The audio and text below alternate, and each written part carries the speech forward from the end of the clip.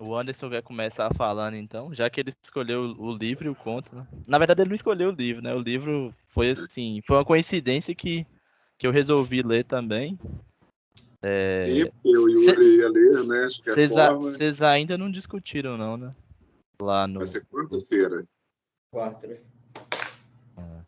Quarta-feira. E um detalhe também é que eu li em espanhol, né? Então vai ter coisa que vai passar despercebida ali, mas eu achei o livro muito bonito. Eu achei muito bonito. Você quer começar a falar então? Ô, você pode começar. Não, pode falar. Não, eu vou falar assim, minha opinião sobre o livro, porque é uma releitura, né? Eu já tinha lido esse livro quando ele foi lançado. Eu lembro que eu tinha adorado na época, e eu pensei agora que com a releitura ele pudesse diminuir. E pelo contrário, ele permanece da mesma forma. Eu acho um grande livro. Assim, arrisco a dizer que beira uma obra-prima, sabe? Eu achei o livro fantástico. Eu adorei, talvez adorei de novo. E olha que tem muito tempo que eu li esse livro, tá? Foi 2012, 2013, não me recordo, mas eu lembro que na época mexeu muito comigo. E agora, novamente. Acho que o livro ele é pequeno, mas ele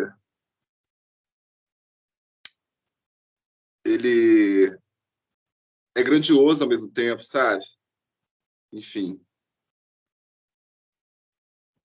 Eu acho que o fato dele ser pequeno ajuda muito, cara, porque eu, inclusive, eu tenho essa opinião de que geralmente coisas que se alongam demais me estressam, sabe? E quando eu vi que o livro já era curto, assim, e aí os capítulos eles meio que pulam de um contexto para o outro, sem muita explicação, eu gosto muito desses lapsos temporais, não, eu sou muito fã do Nolan e tal. Então, tipo assim, essas histórias meio desconexas, só que em algum momento começa a fazer sentido, sem muita fifi, sem muita explicação, sem tudo muito perfeitinho. Eu acho muito bom, porque se ele quisesse, ele poderia muito bem ter feito essa história durar 300, 400, 500 páginas. Só que tá ali em 80 páginas, um baita de um livro, sabe? Eu gostei bastante, apesar de que ainda faltam umas 10 páginas finais, mas assim, é bem caótico, né? Eu vou até interromper aqui rapidão, Eno. Eu não sei se você falou isso, que eu tô bem doidão. Eu não acho que é aleatório. Eu acho que esse autor, ele colocou dessa forma, cheio de flashback, flash forward na trama, mas eu acho que as partes, elas estão onde deveriam estar. Por que eu falo isso? Porque, por exemplo, um dos exemplos que eu vou lembrar aqui agora, quando ele conhece a esposa dele, a Gleides, inclusive uma cena muito bonita, né? Aquela cena deles ali no campo, quando ele pede ela em casamento, é muito poético, idílico, a forma que ele coloca aquele pedido de casamento. Mas o livro todo é dessa forma, né? Na verdade. Mas logo em seguida já vem a cena do incêndio. Então, assim, eu acho que o autor ele meio que morde a sopra o tempo todo, sabe? Então, assim, esse morde a sopra de criar expectativa e depois frustrar essa expectativa do leitor, confere um efeito de impacto no leitor muito interessante. Eu acho que isso faz muita diferença. Então, eu acho que é um livro muito bem arquitetado nesse sentido. Aí eu vou deixar o Eno falar, que tem outras coisas para falar, enfim. Mas eu vou alongar muito não, gente, porque realmente, se a gente fosse comentar esse livro com a nossa discussão normal, a gente ficaria aqui umas 3 horas com esse livro, tá? Que tem muita coisa para falar. E aí a gente teria basicamente que repetir na quarta-feira. Na quarta-feira, né? Mas só para fazer um adendo nisso que você falou rapidinho, não, eu concordo com o que você falou, e eu não acho que você, quando eu falo aleatório, é numa primeira impressão, porque vamos imaginar, se você botar alguém assim, que não tem muito costume de ler, para ler esse livro, às vezes a pessoa está acostumada com uma ordem cronológica perfeita, e aí ela pega esses flashbacks e flash forwards e ela fica confusa. Então, quando eu digo aleatório, assim, eu gosto desse tipo de mixagem de cenas e de contextos. Eu também gosto. Por mais, e claro que eles com certeza têm similaridade, tem causalidade, né, uma coisa com a outra. Yuri, só uma coisa interessante, a Ana, ela até comentou comigo que ela gostou do livro, mas que ela ficou um pouco perdida por conta disso. Sim. E realmente, eu gosto desses livros que têm aspectos mais fragmentários. Muito bom. E é um livro que trabalha muito com memória, né? Eu acho que a memória ela é fragmentária também. Então, de certa forma, faz muito sentido também ele colocar essa história em forma de fragmento para você conseguir entender alguns fatos que ocorrem, né, ao longo do livro de uma forma mais clara, com esse tipo de organização também, né? Por que eu gosto tanto desse tipo de montagem, seja em filme, seja em livro? Porque, primeiro, você ter total controle dos lapsos temporais, digamos, ele te permite ter muito controle sobre o impacto que você vai gerar. Então, por exemplo, se você for obrigado a contar a história de uma forma cronológica, naturalmente os eventos canônicos dessa cronologia, eles vão estar em sua respectiva, em seu respectivo marco temporal. Ou seja, vamos imaginar que tem a história, aí a melhor parte dessa história está só no final. Você só vai conseguir ler a história no final. Agora, por exemplo, quando você assume que você pode ter controle sobre... Não, isso vem primeiro, isso vem depois, isso vem depois. Você pode pegar a principal parte da história e colocar na primeira página, que é basicamente o que acontece nas primeiras páginas, né? Então, assim, o livro ele já começa com... Na segunda página, o maluco já está arremessando um chinês de um lugar lá para matar o maluco, sem nada muito bem explicado. E aí, poucas páginas depois, já está todo mundo morto. Então, assim, se fosse cronológico, estaria tudo no final. E essa questão de idade que você falou, que também deixa um pouco... Idade não, perdão. Que você falou que alguma das meninas ficou confusa. Eu fiquei confuso com a questão da idade. Porque, assim, mas confuso no bom sentido, porque uma hora ele tinha 30 anos, outra hora ele tinha conhecido a mulher, outra hora já tinha 50, 60, sei lá, passou quanto tempo. E eu não sou de ficar decorando datas, né? Eles falam lá que era 1920, 1900, sei lá o quê. Eu não fico decorando datas. Então, eu não fiquei calculando, não, agora ele tem tantos anos, agora ele tem tantos anos. Sei lá, eu fui pelo contexto, sabe? Mas só para finalizar, para o Ana comentar, eu gosto muito desse tipo de organização temporal, porque fazendo um breve paralelo com o Crônicas de Morte Anunciada, apesar de que a montagem é diferente, né? No Crônicas de uma Morte Anunciada, você tem desde o início o enunciado de que aquele rapaz vai morrer e, tipo assim, é a certeza de que ele vai morrer. O livro é sobre o cara que irá morrer. E todo mundo sabe. Só que você passa o livro inteiro até ele morrer. Ele morre basicamente no final. E aí tem ali um breve pós-morte, né? Depois que ele morre, uma breve finalização, e é isso. Só que o efeito desse anúncio, ele ter sido colocado logo na introdução, ele traz aquele efeito ansiolítico. Então, assim, basicamente, toda a obra, ela se desenvolve no que vai acontecer ainda. Ou, por exemplo, uma das informações mais importantes, elas de pronto já foram reveladas. Não é como se você tivesse prestes a descobrir um mistério, né? Tipo assim, eu tenho que chegar até o final do livro para descobrir o que vai acontecer. Não, você já sabe o que vai acontecer desde o início. Esse livro de Sonho de Trem é algo semelhante, né? No caso, no Crônica de Morte Anunciada, a morte realmente acontece no final. Não, no Sonho de Trem, a morte acontece no início. Só que independente do momento que ela acontece, já é anunciada logo no início ali, que o evento canônico do livro já é no início. Então, assim, também causa esse efeito ansiolítico. Beleza, se o evento canônico do livro acontece nas 10 primeiras páginas, o que vai ter no resto, então? Também causa um efeito ansiolítico. Essas outras 70 páginas, as 10 primeiras falam sobre esse evento canônico, as outras 70 vai ser sobre o quê? E aí você fica imaginando, sabe? E eu gostei muito, cara. E eu também gostei demais desse livro.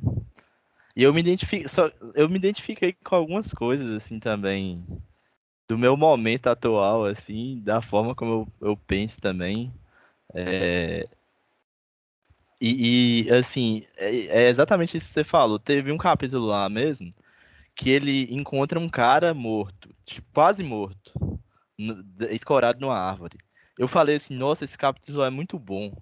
E aí, tipo, um capítulo é lá no início do livro. Aí eu falei, gente, se esse capítulo aqui é tão bom, significa que o resto do livro vai ser uma porcaria, porque, tipo assim, o cara tá entregando o clímax, uma coisa boa aqui no início.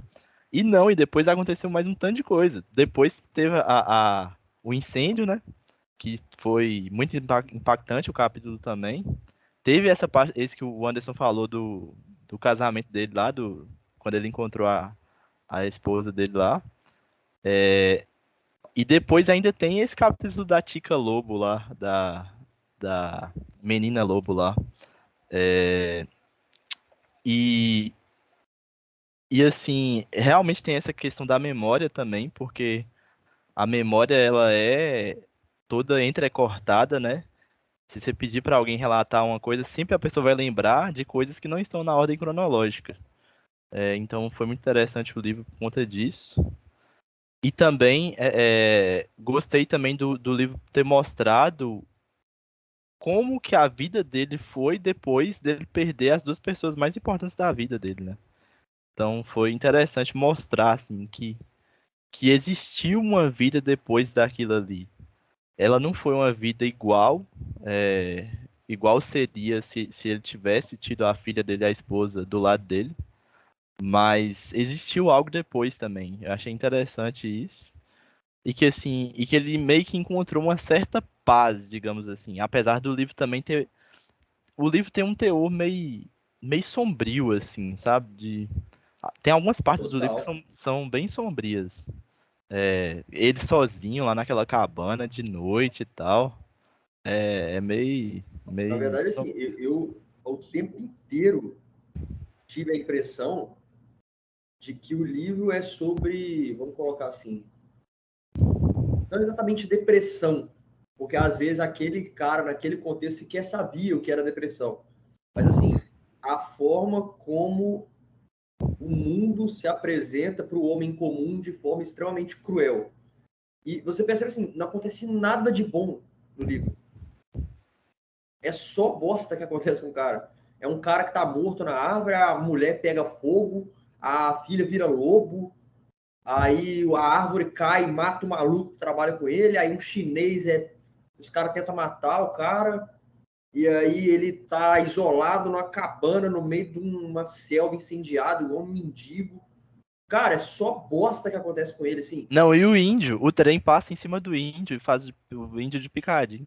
Não, e tipo Nossa, a assim, cena é bem doida, né? não, cara, e outra coisa, não apenas tem tantos elementos bizarros, mas eu acho que o mais bizarro é que esses elementos bizarros são apresentados de formas normais. Então, assim, Uhum. só acontece bosta o livro inteiro, mas parece que é uma história comum de qualquer pessoa, assim. O cara só se ferra, velho. E Ele não tem felicidade. eu vi que esse autor, ele tem essa pegada de fazer livros assim, né? Inclusive o livro mais famoso dele, parece que é nessa mesma pegada, né? De escolher por é, pessoas indigentes para ser, tipo, os protagonistas do livro. Que é o livro de contos, né? Eu É, até comentei com você que foi lançado há pouco tempo. Ele foi lançado esse ano aqui no Brasil, né? E tá super aclamado aqui, né? Apesar que tem tempo que foi lançado, mas primeira tradução aqui, né? Olha o livrinho aí. Gente, sério mesmo. Ele é Eu muito sei que bonitinho. vocês também, mas esse livro mexeu muito comigo. E olha que, assim, eu acho que para quem é estadunidense, eu acho que ele vai mexer muito mais, porque ele tem muito também da história dos Estados Unidos. Ele fala muito do lado do estado de Idaho, né? Acho que fala assim, não sei se a pronúncia é essa. Mas, cara, tipo assim, é aquele livro que te leva para uma atmosfera muito única, né? não, é exatamente. Você entra na atmosfera do livro, você sente aquela solidão daquele lugar ermo. Sabe assim, é um rincão, é um lugar quase inexplorado. É difícil se imaginar que alguém poderia viver sozinho num lugar desse, sabe, de forma tão isolada.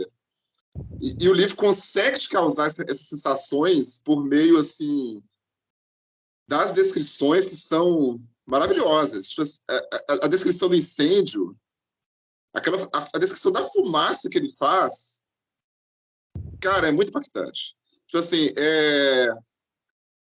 Não, as frases são muito cirúrgicas, sabe? Tipo assim, ele consegue, mesmo sendo econômico, usando poucas palavras, ele consegue sugerir muito. Então, assim, é um exercício de concisão muito foda, que eu acho que esse autor tem, sabe? Assim, de ser daquela linha do Hemingway, dessa galera fodona, sabe? Assim, do Cormac McCarthy, essa galera que escrevia de forma bem seca, mas que tinha uma linguagem mítica. Eu acho que é isso, sabe? Tem muita coisa de mítico na literatura desse cara. Então, isso me impressiona muito e é muito bonito, sabe? Alguma coisa primitiva na gente entra em contato com a escrita dele. Eu acho isso muito massa, entendeu? Não, e outra coisa, isso que você falou das palavras concisas, eu já comentei isso muitas vezes com vocês, de que eu também me sinto muito entediado com descrições exacerbadas de ambientes e, porque a luz, a cor da luz, eu tô cagando pra cor da luz, eu quero saber a história. Só que, assim, todas as partes que ele cita as vegetações queimadas, assim, tudo aqui em relação à ambientação me agradou, nada me irritou, como alguns outros livros fazem. Eu não vi uma descrição chata do ambiente, do cenário. Eu achei tudo muito, muito perfeito também. E tudo muito impactante, tudo com essa vibe sombria. E olha que eu achei uma citação, nem sei se vocês chegaram a fazer essa associação, mas eu também não tinha feito. Acabei de ver aqui e associei. Na página 11, as filhas, a família dele ainda estava viva e tal, ele estava, se não me engano, deitando na cama com a mulher dele e com a filha. Aí tem essa parte aqui, ó. No escuro, ele sentiu os olhos da filha virados para ele como os de um animal encurralado. Eram apenas seus pensamentos pregando-lhe peças, mas sentiu um frio dominando sua espinha. Ele estremeceu e puxou a corda até o pescoço. Durante toda a sua vida, Robert Grenier se lembraria desse exato momento nessa noite particular. Eu não tinha feito essa associação. Olha que na página 11 ele fala que os olhos da filha virados para ele como os de um animal encurralado. E aí, o que acontece? Cara, muito massa, né?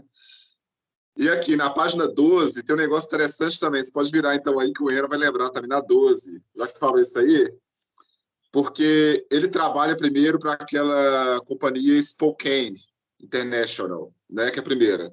Aí, depois ele vai para a companhia... Deixa eu ver se eu acho aqui. Eu acho que é do desfiladeiro Robinson, uma coisa assim. Se me falha a memória. Aí, na página 12... Quando a galera tá comemorando, batendo palma, ele fica triste.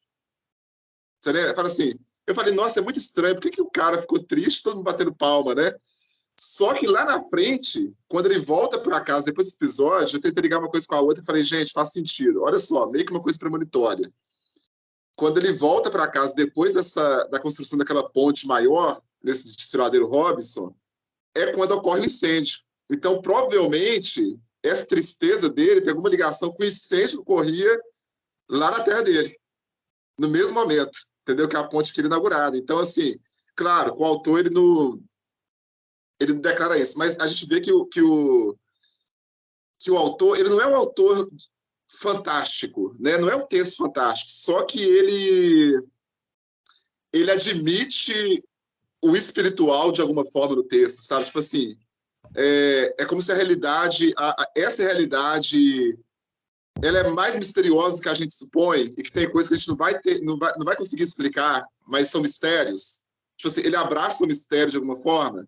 Então, isso é muito bonito, sabe? E por isso que eu acho que eu me identifiquei muito com o texto, porque eu tenho uma visão de mundo muito parecida com a do autor em relação a isso também, sabe? Assim, que existem os mistérios. Eu lembrei de outro conto que a gente discutiu, eu não lembro qual que era o conto, mas que aconteceu uma coisa que acontece muito nesse livro, que é quando acontece uma coisa bizarra, uma coisa assim, tipo, sobrenatural, que a gente já falou algumas vezes aqui, que às vezes acontecem umas paradas sobrenatural, só que no outro dia, o que acontece? A gente simplesmente se levanta como se nada tivesse acontecido, como se fosse uma espécie de sonho, alguma coisa assim, e, tipo assim, toca a vida e normaliza isso. Então, é essa questão. Muitas coisas bizarras acontecem no livro. Às vezes, umas coisas até sobrenatural. Mas que o livro... O cara consegue, tipo assim, mostrar que a vida também tem um pouco disso. De umas coisas misteriosas acontecem e a gente, tipo, ignora e segue a vida.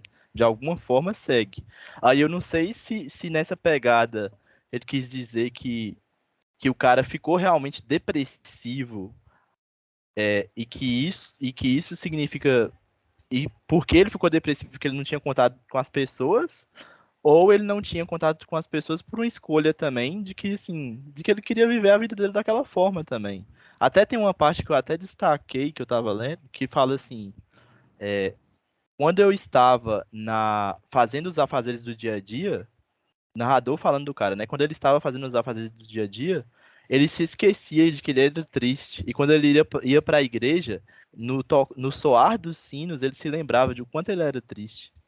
Então, é uma coisa de normalização também, e que tem muito a ver também com essa pegada histórica de que, tipo assim, com a expansão pro oeste e com essa expansão capitalista, muita merda acontece, né, nos Estados Unidos, em sentido assim inclusive de guerra com os indígenas, as próprias guerras internas também nos Estados Unidos, que os Estados Unidos teve uma guerra civil muito grande e tal, mas muitas coisas aconteciam, mas as pessoas foram sobrevivendo e a sociedade foi nascendo a partir dali também, aquela sociedade americana. E é curioso que esse clima dos Estados Unidos parece que esteve sempre presente no livro, assim. Esse imaginário que a gente tem de como que era é, essa região e naquela época dos Estados Unidos. Tanto é que me lembra, eu lembro aqui de alguns filmes, séries que tem essa mesma pegada. Igual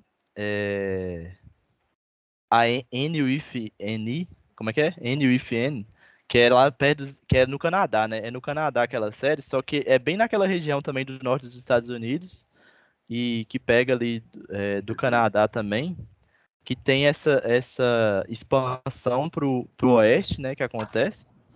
E é tudo uma região meio deserta e que ainda tinha matas também, mas que de alguma forma os trens estão chegando ali, o progresso está chegando naquela região. Então eu senti muito esse ambiente. O filme também, O Regresso, que é aquele filme bem naquela pegada Eu lembrei do Regresso. daquela expansão pro oeste, sabe? Tem vários filmes assim de faroeste que são mais nessa pegada mais misteriosa, sabe? E sempre com essas matas, os caras, os lenhadores, né, destruindo as matas para poder levar o progresso. É um imaginário bem de fundação dos Estados Unidos mesmo. Até porque os Cara, Estados eu fiquei Unidos, pensando, eu fiquei imaginando o filme desse livro, sabe, assim, Verdade. com um diretor fodão. Que os filme Estados seria, né? Unidos tem toda uma história por trás deles literalmente ter destruído todas as florestas.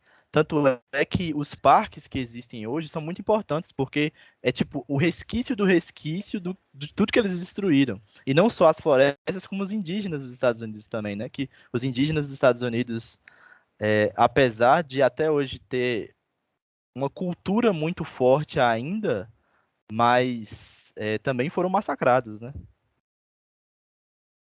E aí tem muita coisa nesse livro mesmo. É igual você falou, se a gente fosse discutir tudo aqui. Tem muita coisa, gente. E outra coisa, Muita essa coisa. questão que a gente tinha citado de depressão, né, eu citei, você citou também, a gente poderia avaliar até que ponto, de fato, o que a gente observa, né, no comportamento degradante do Grenier, se é depressão ou se é simplesmente o tipo de vida com o qual as pessoas viviam de fato. Porque, por exemplo, devido à época, primeiro que essa questão de depressão nem era difundida, isso nem era algo a ser pensado.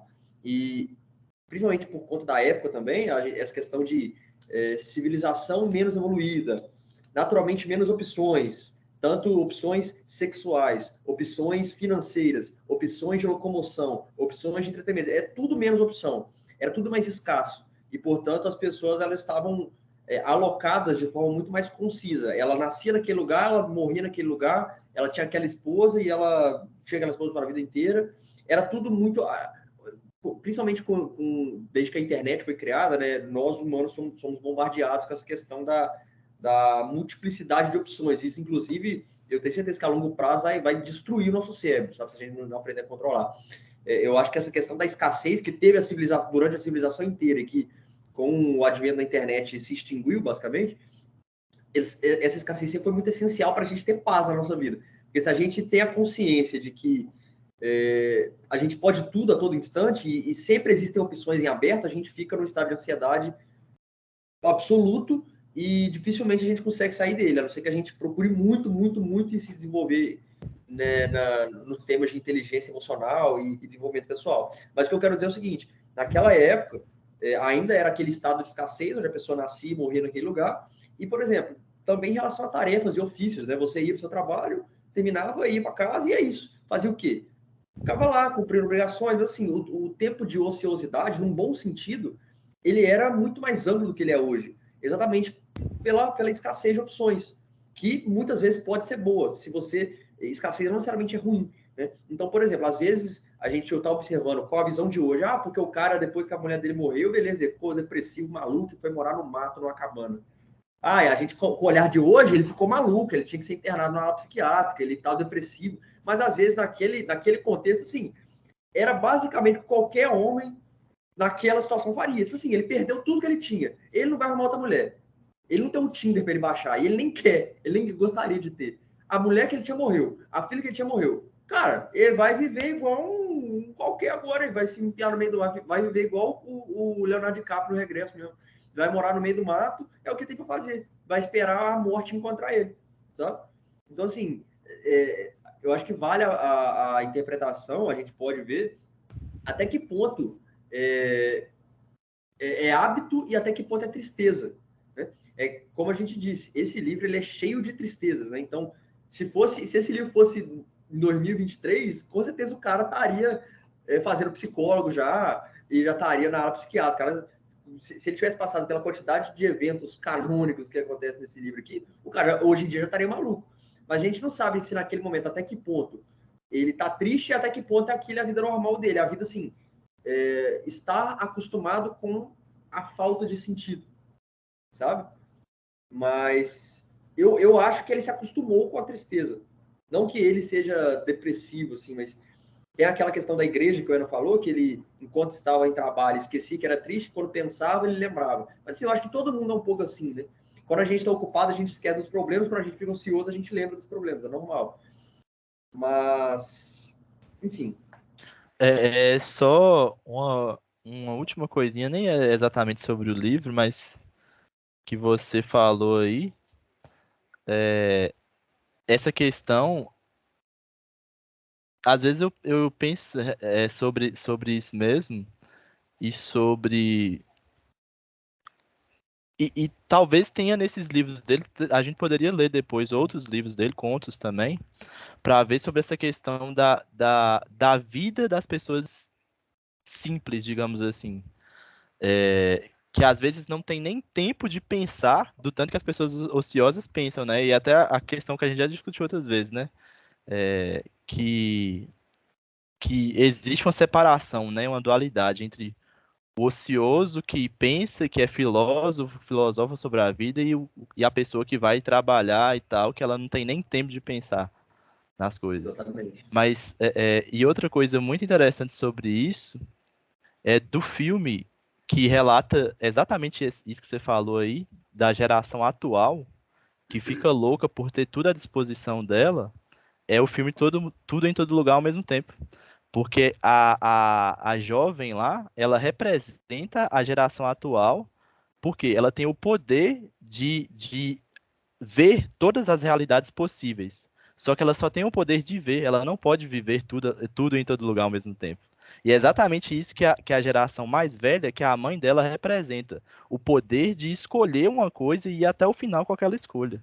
E naquele livro, naquele filme mostra exatamente isso.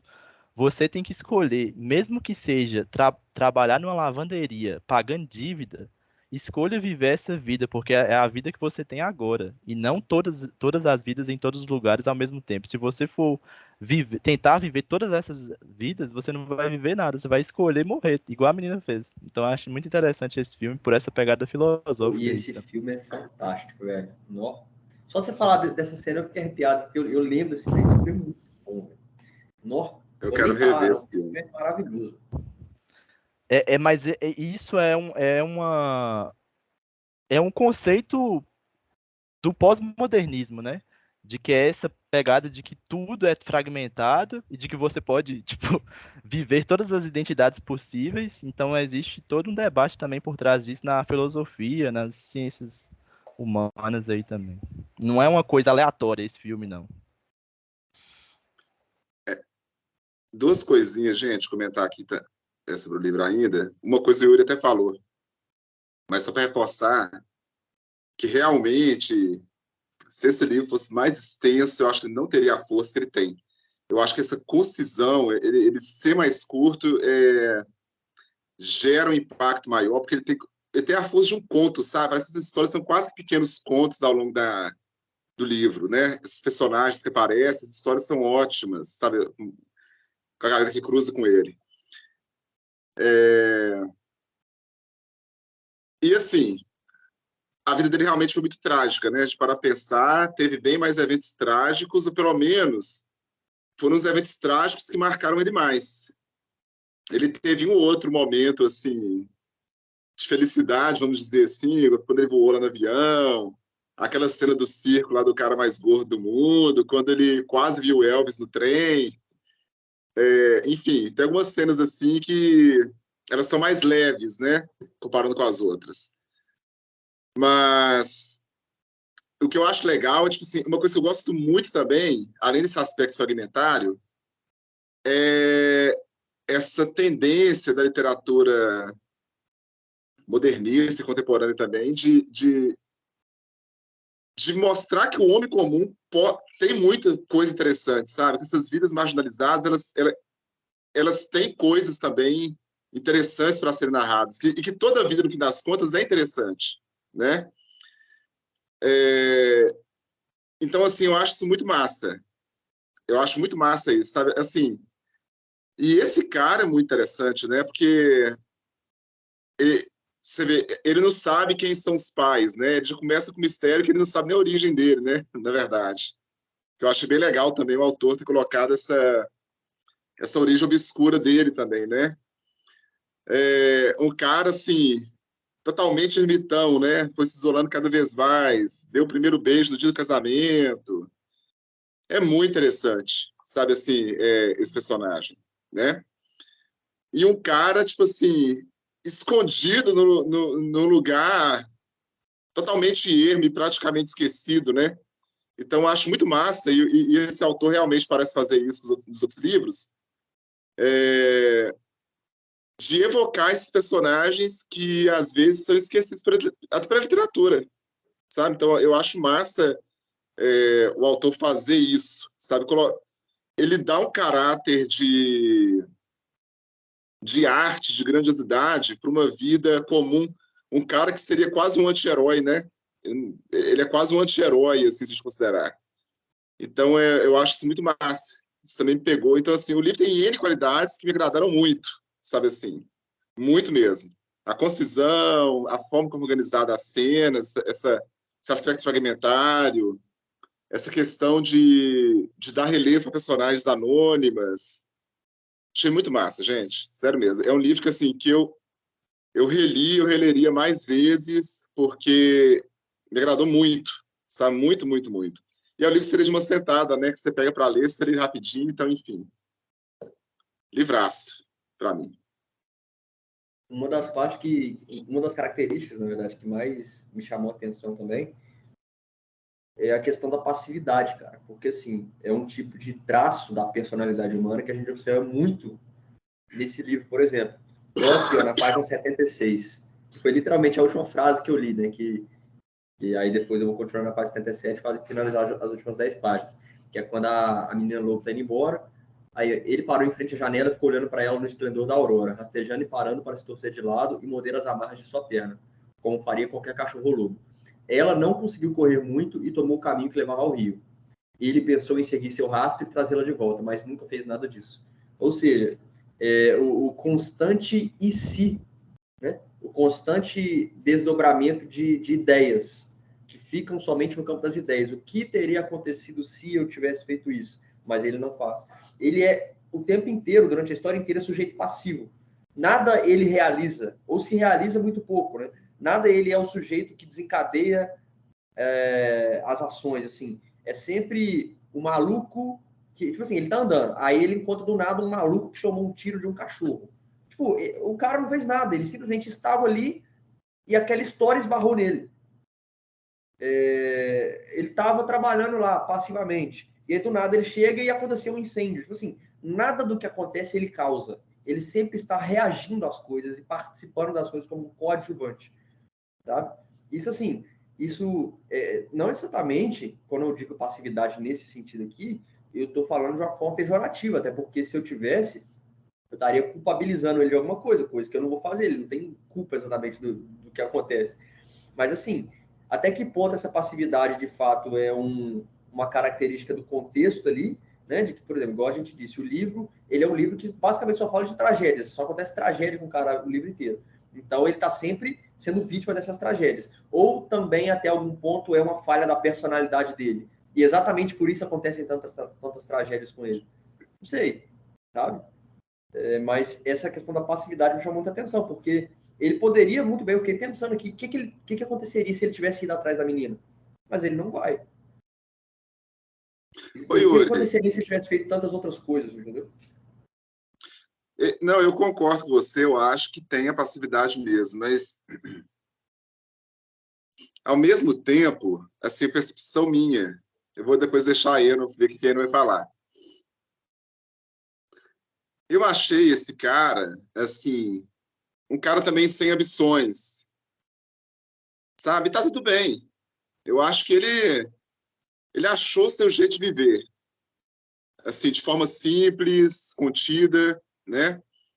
É um cara que queria ficar no canto dele, não tinha muito contato com a galera. Você vê que o personagem do livro que ele tem mais contato, depois da família, né? Mas ele vai só se isolando mais e mais, porque ele vai virando cada vez mais ermitão. É um personagem que aparece no final, que chama Ed, que é aquele cara doidão lá, que dá em cima da mulher viúva.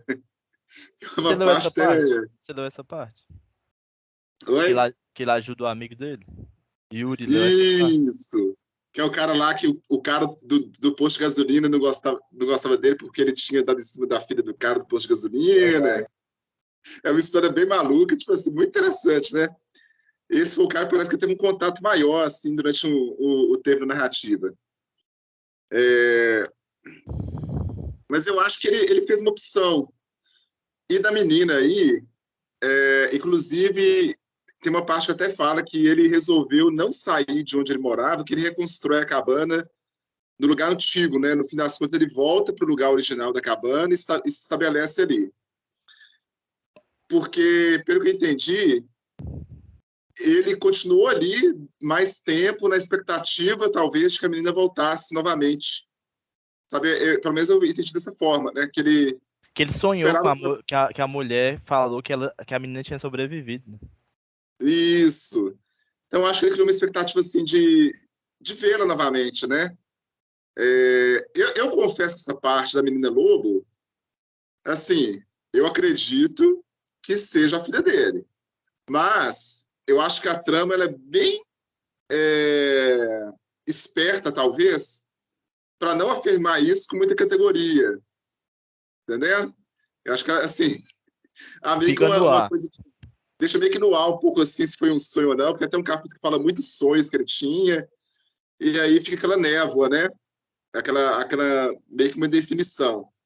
Eu achei isso ótimo também, sabe? Porque eu acho que o livro não tinha que ir para o lado fantástico, não era isso, né? Eu acho que ele toca o mistério, né? Mas então eu acho que é um personagem assim que fez uma opção para uma vida mais modesta, sabe assim? Eu acho que você vê que até pro lado do dinheiro ele não era um cara assim que era muito ligado à questão do dinheiro, né? Quando ele começa a trabalhar com aquele transporte de carga lá, que ele começa a ganhar um pouco mais, mas você vê que até nisso ele foi assim, ele era um cara até meio ingênuo, porque foi até para ajudar o cara também. Então, assim, é um personagem muito interessante, né, no fim das contas. Eu gostei muito desse personagem também, gente, na verdade, sim, os outros que aparecem, nenhum fica para trás. Os personagens secundários são muito interessantes também, muito interessantes. Eu falei, a gente fica com vontade de saber mais dessa galera, mas o livro está na medida, sabe? Eu acho que não podia ser mais. Eu acho que o autor queria criar esse impacto. Eu acho que ele fez na medida. Vai ser bom o Yuri ler o último capítulo, depois da gente ter discutido isso aqui, porque ele vai tentar ver se a personalidade do cara. Ver pela última coisa que acontece. O que você acha? Que se esse cara ele era mais passivo, ou se ele que escolheu pelas últimas ações ali que ele toma no livro? Yuri, vai fazer diferença no último capítulo para você depois, realmente. Vai mesmo, Ana. Não, mas eu não tô afirmando nada. Hoje Eu também. ainda. Não, sim. Eu não tô afirmando nada. Eu só tô falando assim que é uma boa discussão mesmo. Mas se a gente fosse discutir tudo aqui também, não ia dar nem tempo de falar nada do conto. Cara, e tem a questão do trem, tem a questão dos lobos, do Não, cachorro. tem outra Nossa, questão tem que eu tanta coisa. vou só falar uma frasezinha aqui para vocês pensarem depois também, que é sobre a própria necessidade humana de uma espécie de literatura também. Não sei se é literatura a palavra, mas que está presente, por exemplo, no livro, a questão do teatro. E esse teatro é um teatro específico da época também, que era aqueles tipos de circo dos horrores que tinha naquela região dos Estados Unidos, naquela época também, e, e dessa questão dos teatros de bonecos, essas coisas assim, que tinha, que não é uma coisa assim, para mostrar que as pessoas também tinham essa necessidade, sabe, de tipo, dessa literatura, desse mistério, dessa coisa que também passa ali pelo mais ou menos a época de criação do cinema também e tal. Então é interessante isso também. Que o livro traz uma coisa sobre isso também. Ô, gente. Ô, Mas Ana, desculpa, querem desculpa. finalizar o livro então? Eu tô satisfeito, porque, cara, aqui tem coisa demais pra falar.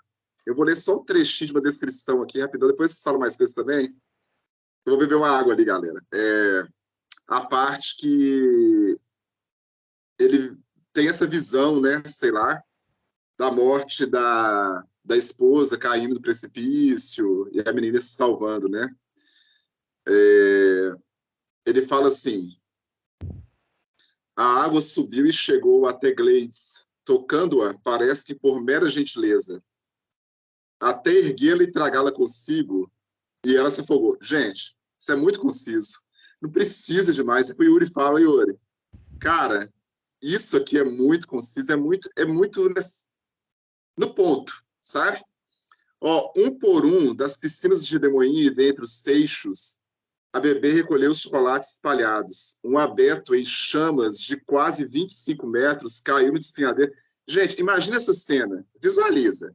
Um abeto em chamas de quase 25 metros caiu no despenhadeiro, com tufos de agulhas verdes inflamadas, soltando fumaça, feito serpentes pirotécnicas, cujas pontas flamejantes sibilaram ao tocar a água do rio. Cara, maravilhoso. Tipo assim, eu vi isso como se fosse um quadro, imaginando isso, sabe? Até o barulho, até o som. Esse autor é muito cuidadoso até em reproduzir a questão do som, sabe? Essa descrição por meio do som. Ó, é um autor para a gente ler mais coisa. Resumindo é isso, a gente descobriu um grande autor, né? A gente tem que ler mais. Certeza. E para finalizar também, eu vou ler aqui uma parte que eu achei que, na verdade, pensando bem, eu acho que é uma das minhas favoritas.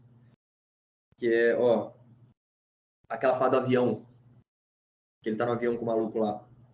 Porque o que a gente estava comentando, né? A questão da passividade, que é uma característica muito notável dele. Igual aquela questão lá que ele virou... Como é que chama? O cara que leva... Não, que em algum momento ele começou a levar as pessoas para os lugares, levar cargas. Né? Transportador. Transportador, exatamente. Eu nem lembro exatamente como é que é o início, mas assim, ele não escolheu, né? Ele foi para algum lugar, aí alguém pediu um favor, aí entregou um automóvel para ele, e aí ele foi levar, e aí, por conta daquele acaso, ele decidiu continuar. Basicamente, assim, é aquela questão, né, que ele simplesmente aceita aquilo que vem até ele. Então, basicamente assim, cara, ele joga um dado, vamos ver o que eu vou ser hoje. Aí, pô, vou ser caminhoneiro. Aí ele vai ir caminhoneiro o resto da vida. Ou até quando aparecer uma outra aleatoriedade. Então, assim, ele não escolheu aquilo. Alguém pediu e ele fez a primeira, então logo ele se transformou naquilo. Mas, essa parte aqui do avião, cara, foi uma das únicas partes que a gente observa ele fora da Matrix, digamos. Por que a gente está comentando aqui? Ele passa, por ser um homem comum, pelo contexto e pelas tragédias, ele passa a vida inteira num limbo. Basicamente, sim, cumprindo os papéis dele, trabalhando, aí sendo ocioso, aí sofrendo pela tragédia, depois não sofrendo tanto mais, mas ainda sem muito sentido. Cara, essa parte do avião parece realmente a única parte que ele vive alguma coisa de fato. Eu vou até pegar aqui o início dela, porque eu quero ler essa parte inteira, cara. Essa parte é muito boa.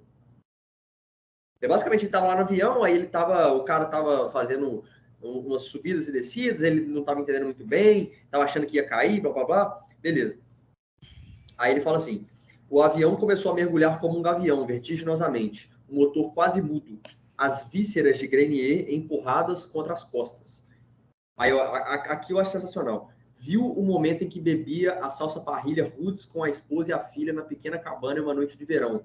Depois, outra cabana de que ele nunca se lembrara antes. Lugares de sua obscura infância. Um vasto trigal dourado.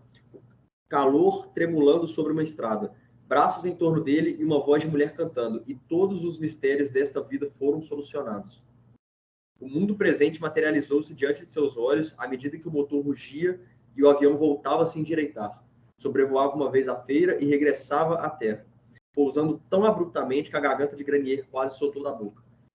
Ou seja, cara, essa parte aqui, quando eu li, me arrepiou muito, porque assim, foi uma parte que eu sinto que ele lembrou que ele tem uma vida. Ele lembrou que coisas acontecem com ele. E essa parte, assim, de exatamente no momento em que ele está sentindo ali o pico de adrenalina, querendo ou não, esse pico de adrenalina muito se deve também a uma sensação inconsciente de medo de morte, né? Aviões, essas coisas assim, radicais, por mais que possam ser seguros e tal, eles causam isso no nosso consciente. A gente está no céu, a gente acha que vai cair. O cara faz uma manobra, a gente acha que deu algo errado. Então, essa questão de ele estar ali no estado de adrenalina também traz consigo um estado de ansiedade que despertou essa onda de emoções aqui, essa onda de flashbacks. E eu achei essa onda de flashbacks muito memorável, cara, porque ele basicamente é como se, por exemplo, aquela questão que o pessoal fala, quando você morre, passa o filme da sua vida. Aqui é como se ele estivesse prestes a Oi, morrer. Yuri, qual página aqui? Qual página, moço? 62. Sabe, essa parte que ele, o flashback, o filme da vida dele, ele poderia ter morrido aqui, que é como se ele como se fosse o filme da vida dele mesmo, sabe? Ele lembrando de tudo, lembrando da filha e da esposa que ele perdeu. E essa frase específica, e todos os mistérios dessa vida foram solucionados, cara, me pegou muito, muito, muito. Nossa, Yuri, que massa, hein? Muito bacana, viu? Aqui, teremos de comentar isso na quarta, hein, moço? Não, verdade. E, por exemplo, essa parte que a garganta de Grenier quase saltou da boca, vai um pouco contrário à questão da passividade, né? Porque se fosse seguir o mesmo tom do resto do livro, principalmente aquele tom onde a menina lobo vai pro riacho embora e ele não faz nada, ele não teria reagido tanto a esse cenário de adrenalina do avião, né? Mas o fato de aqui a garganta de Grenier quase ter saltado pela boca lembra a nós que ele é humano, que ele tem medo, que ele age, que ele tem força também. Ele só não está acostumado a usar ela. Cara, que massa. Eu fico pensando, assim, eu sei muito pouco sobre esse autor. Eu sei que ele tem uma vida bem conturbada, parece que se envolveu com drogas e bebida também. E no final da vida parece que ele voltou para o cristianismo, sabe? E tal, tem uma coisa assim bem interessante na vida dele também. E eu sei que ele tem... O Anderson caiu. Que susto. Achei que a internet tinha travado. Será que ele sabe que ele caiu? Eu acho que sim. Voltou, Gus. Tem um probleminha aí, né? Mas voltou. Voltou. Deixa eu falar com vocês. Vocês ouviram o que eu falei? Sim. Só o início. Não, eu só falei que eu não conheço muito sobre o autor, mas parece que ele tem uma vida bem conturbada. Ele se envolveu com drogas e bebidas. Então, ele, de certa forma, foi um cara também marginalizado, pelo jeito. Duas coisas que eu vi lá sobre ele é que ele ficou anos alcoólatra e no livro fala muito, né, que o cara nunca bebeu. Sim. Então é interessante isso. Pois é, e no final da vida parece que ele foi... Não sei se ele se converteu ao cristianismo, foi para alguma igreja, tem uma história bem interessante, entendeu? E ele tem, assim, parece que livros bem revolucionários, tá? Esse livro de contos é um marco, tipo assim, é considerado uma obra-prima dos contos, entendeu? E ele tem um livro também de uma matéria jornalística, um livro jornalístico também, que é meio que revolucionário assim, na questão do jornalismo também. Então, o cara, gente, sim, tem uma obra muito interessante, a gente tem que conhecer mais coisas dele, com certeza. Para vocês, posso pegar uma água ali, gente? Você pode ir. Peraí. Aí você volta e a gente comenta do conto.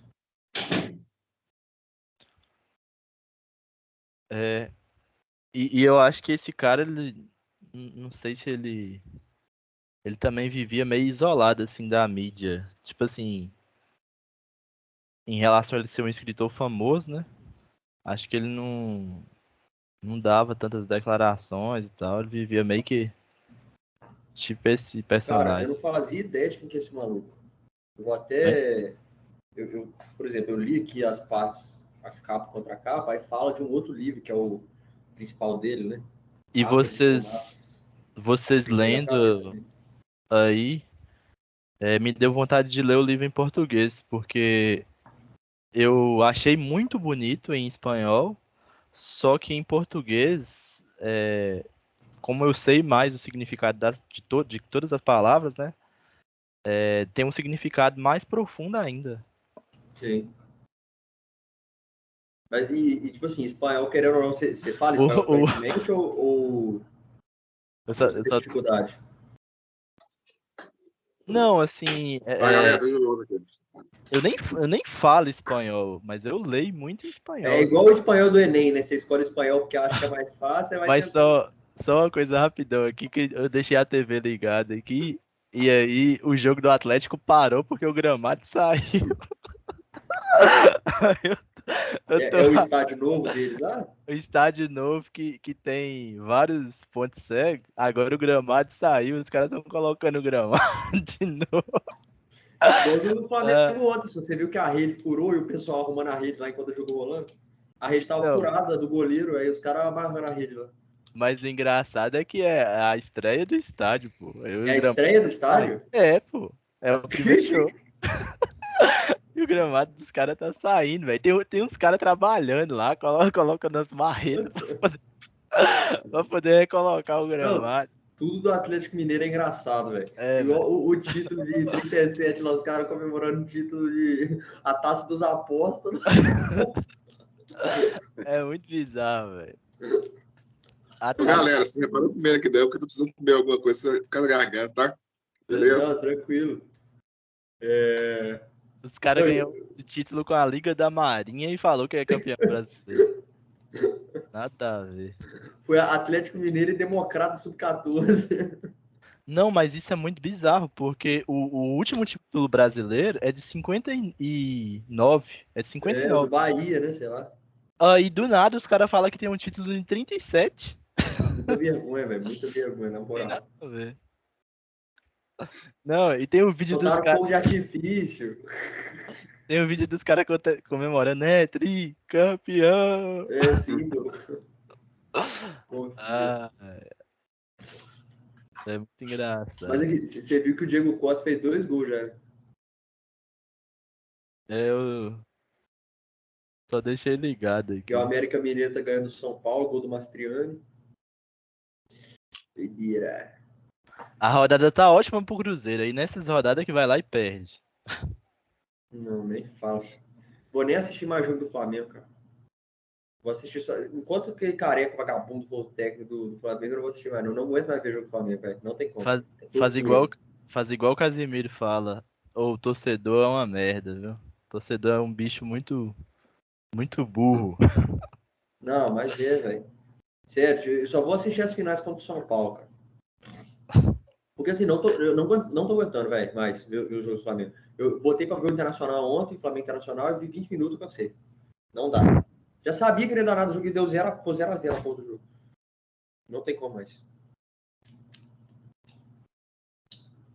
Vocês Galera, querem iniciar o conto? bora. Eu acho que esse conto a gente vai demorar muito com ele, não, tá? Eu Posso também dizer. acho que não. É, A não ser que a gente puxe uns assuntos aleatórios, tipo assim, explorar. sim. Porque, como é um conto muito curto, ele traz alguns assuntos e tal, ele só vai se prolongar muito se a gente quiser explorar mais alguns dos poucos tópicos. Mas assim, o conto em si não tem muito o que avaliar. Né? Mas quem escolheu ele mesmo? Fui eu. Ó, eu vou até justificar porque eu escolhi, porque eu queria trazer um autor africano para a gente discutir. E esse autor, José Luadino Vieira, é um autor que eu sempre tive curiosidade, porque ele é um cara relativamente conhecido. Na verdade, eu acho que de Moçambique, ele é o autor mais conhecido, né? Então, eu achei isso da internet, escolhi, mas sem saber nada. Tipo assim, totalmente no escuro, né? Apesar que a gente sempre escolhe coisas que a gente não leu, mas às vezes você procura, você acha alguma lista, alguma coisa interessante de melhores contos, enfim. E esse não, né? Eu fui pelo autor e o primeiro que apareceu lá, eu escolhi. Então, não fazia ideia do que se tratava. Eu gostei do conto, mas é o que eu falei com vocês. Ele não teve, para mim, um impacto que talvez eu tenha esperado, sabe? Eu acho que é isso. Vou deixar vocês comentarem alguma coisa, a gente Não, começa a discussão, mas porque, enfim. eu perdi uma parte da sua explicação.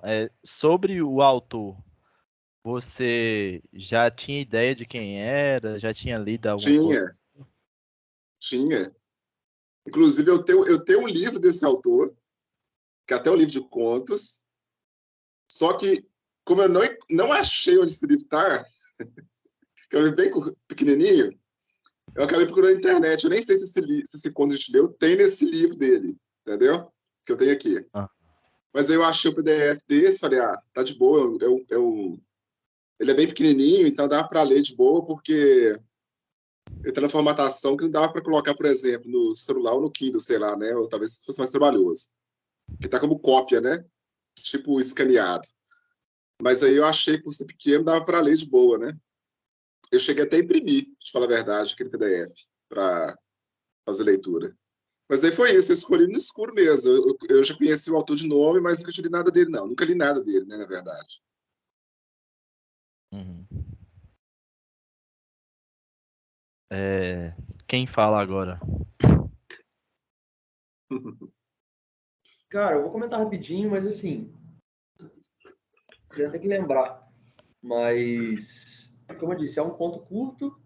Claro que é um conto interessante ali, tem a sua temática, uma temática importante que, de certo modo, a gente já abordou também, igual aquele conto lá da Casa de Bonecas. Claro que é um tema diferente, né? Que é mais preconceito racial, o outro é mais preconceito... Esqueci o termo. De gênero. De gênero, não, mas lá era muito financeiro também, tipo assim, de uma sociedade mais marginalizada, assim, sabe? Tinha disso também. Mas eu acho que esse tema de preconceito é o que a gente naturalmente acaba abordando vez ou outra, porque é um tema muito recorrente nas literaturas, né? Não acho que tenha exatamente muito para a gente acrescentar, mas eu acho que tem alguns pontos interessantes nesse conto. Por exemplo, a gente pode abordar cada um deles, né? Mas a questão lá da amizade, eu achei muito interessante. Se a gente quiser, a gente pode explorar isso um pouco mais de afinco, porque a questão lá da amizade eu não vou lembrar os nomes, tá? Do menininho Acho que com era o outro Zito e lá, Zeca. Zito e Zeca, isso. Do Zito e do Zeca. Inclusive é engraçado falar assim, Zito e Zeca.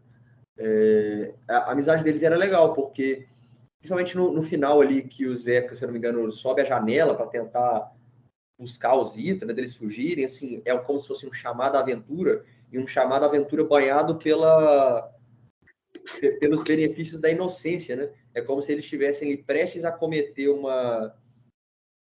como que eu digo? Uma desordem, uma desobediência, mas uma desobediência saudável, aquele tipo de selvageria da infância que é saudável para a criação da personalidade, para o desenvolvimento de laços afetivos, e o chamado aventura, né? Então, eu até me lembrei um pouco da época da escola, assim, que acho que a época da escola todo mundo já fez um pouco de besteira, já tomou ocorrência, já foi chamado a atenção, já, sei lá, já viu briga, já viu discussão, acho que todo mundo já passou um pouco por isso. E na minha época de infância também já aconteceu isso, de eu e o amigo fazer besteira, e tomar ocorrência, tomar advertência, isso eu acho que é normal. E me lembrou um pouco essa parte, sabe?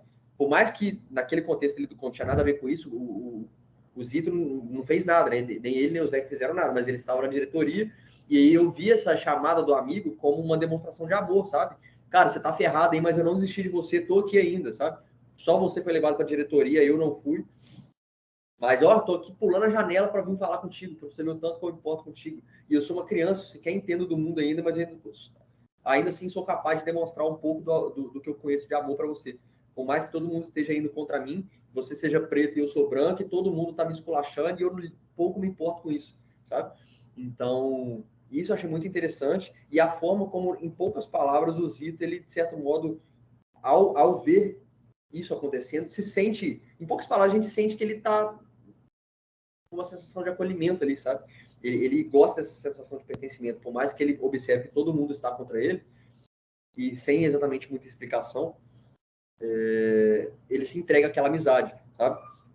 E outros temas também, o que eu posso achar interessante, como essa questão do não entendimento, né? E assim, cara, eu vou falar uma coisa que eu tenho aprendido tem pouco tempo, que é a diferença de culturas. Eu tenho observado algumas diferenças muito recentemente. Por exemplo, essa questão racial dos negros, etc. Posso estar errado, mas eu acho que ela é muito mais forte nos Estados Unidos, por exemplo. Posso estar enganado, mas eu tenho essa impressão. Principalmente por conta daquela palavra N-word, né? Que, tipo assim, lá você fala N-word, cara, você vai tomar uma porrada, assim, na cara, na hora. Aqui já é algo assim, é como se o nível de consciência, que o desenvolvimento do assunto, ele estivesse mais para trás.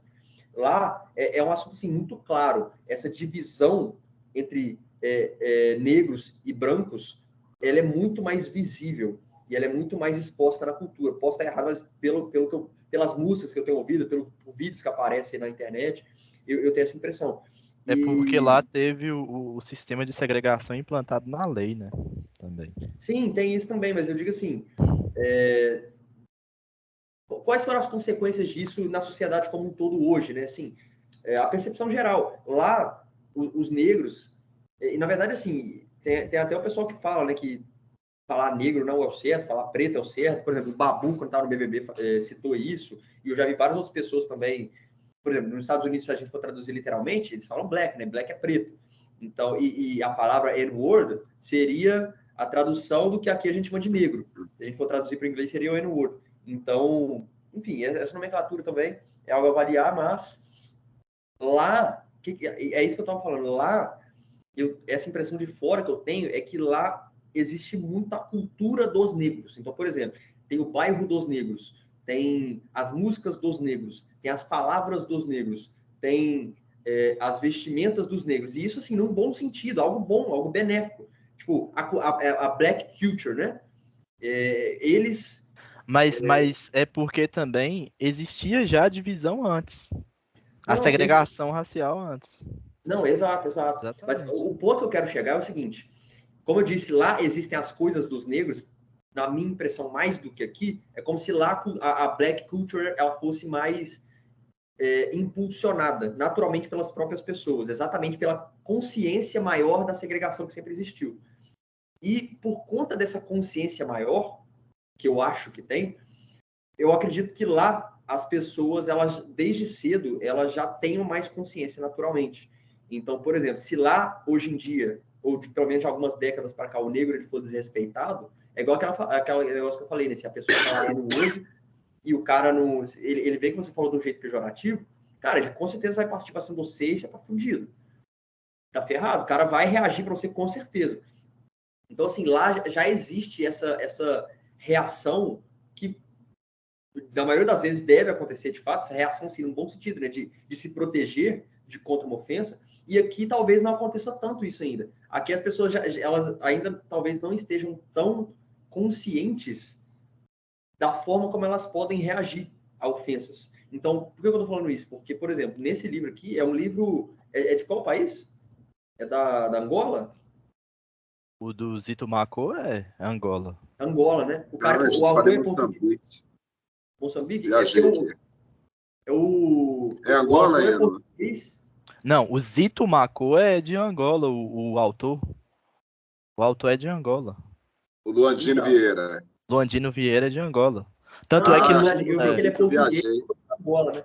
Não, eu acho que ele é português, mas Ele é ele foi, português e foi ele para foi Angola. morar em Angola. Tanto é que Exato. Luanda é a capital da Angola. E ele, o nome artístico dele é Luandino, né? Ah, Exatamente. verdade. Mas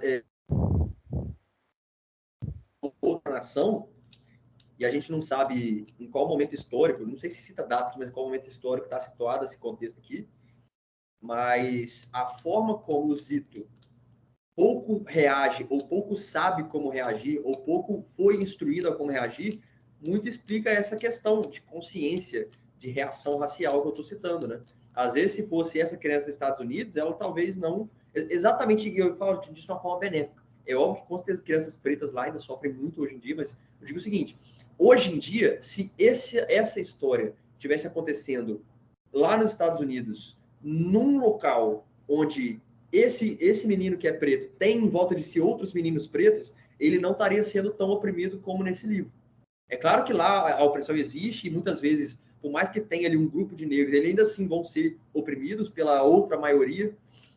Só que assim, lá eu sinto que ele teria mais apoio exatamente pelo nível de consciência que as pessoas já têm por causa do desenvolvimento do assunto. Aqui é algo tão primitivo, mas tão primitivo assim, é como se o assunto estivesse começando. Ele sequer sabe o que ele pode fazer frente ao desrespeito que ele está sofrendo. E isso se mostra muito na questão da professora também, né? Que eu acho que é muito característico desse pequeno conto. Porque, assim, sequer sabe o que se aconteceu, mas a pessoa tão ocupada é ele. Simplesmente porque ele é preto. E aí é preto, e aí a pessoa já atribui significados a eles, não, porque o seu irmão era, sei lá o que, o seu irmão é bandido. E é porque já começa a fazer justificativas, racionalizações, né? Então, basicamente, você vê um elemento ali que é o elemento que se destaca da multidão, por exemplo, todos os outros são brancos e ele é preto, logo ele é ocupado. Ele é o que se destaca. E aí você pega aquele elemento que se destaca para Cristo e começa a atribuir racionalizações a ele. Ah, não, mas você merece isso porque você faz isso. Não, você que causou a confusão, sendo que não foi ele que causou a confusão. Então, assim, é um assunto complexo, essa questão racial. É uma questão que eu acho que a gente vai sempre estudar para a vida inteira. Mas fico feliz de ser um conto curto que traz pelo menos um pouco desse assunto novamente, que a gente possa discutir ele um pouco mais. Eu acho que é um assunto interessante e eu gosto de ver isso de vez em quando.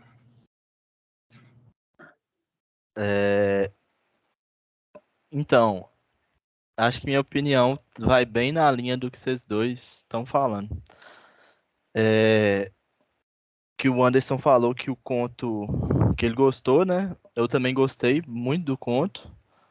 Só que ainda assim, não foi um conto que me pegou assim desde o início, porque até porque também o conto ele tá em português, só que é o português de Luanda, né? Da Angola. Então tem aquelas palavras diferentes ali e tal, até você conseguir ler ali sem ficar travando ali na leitura, demora um pouquinho.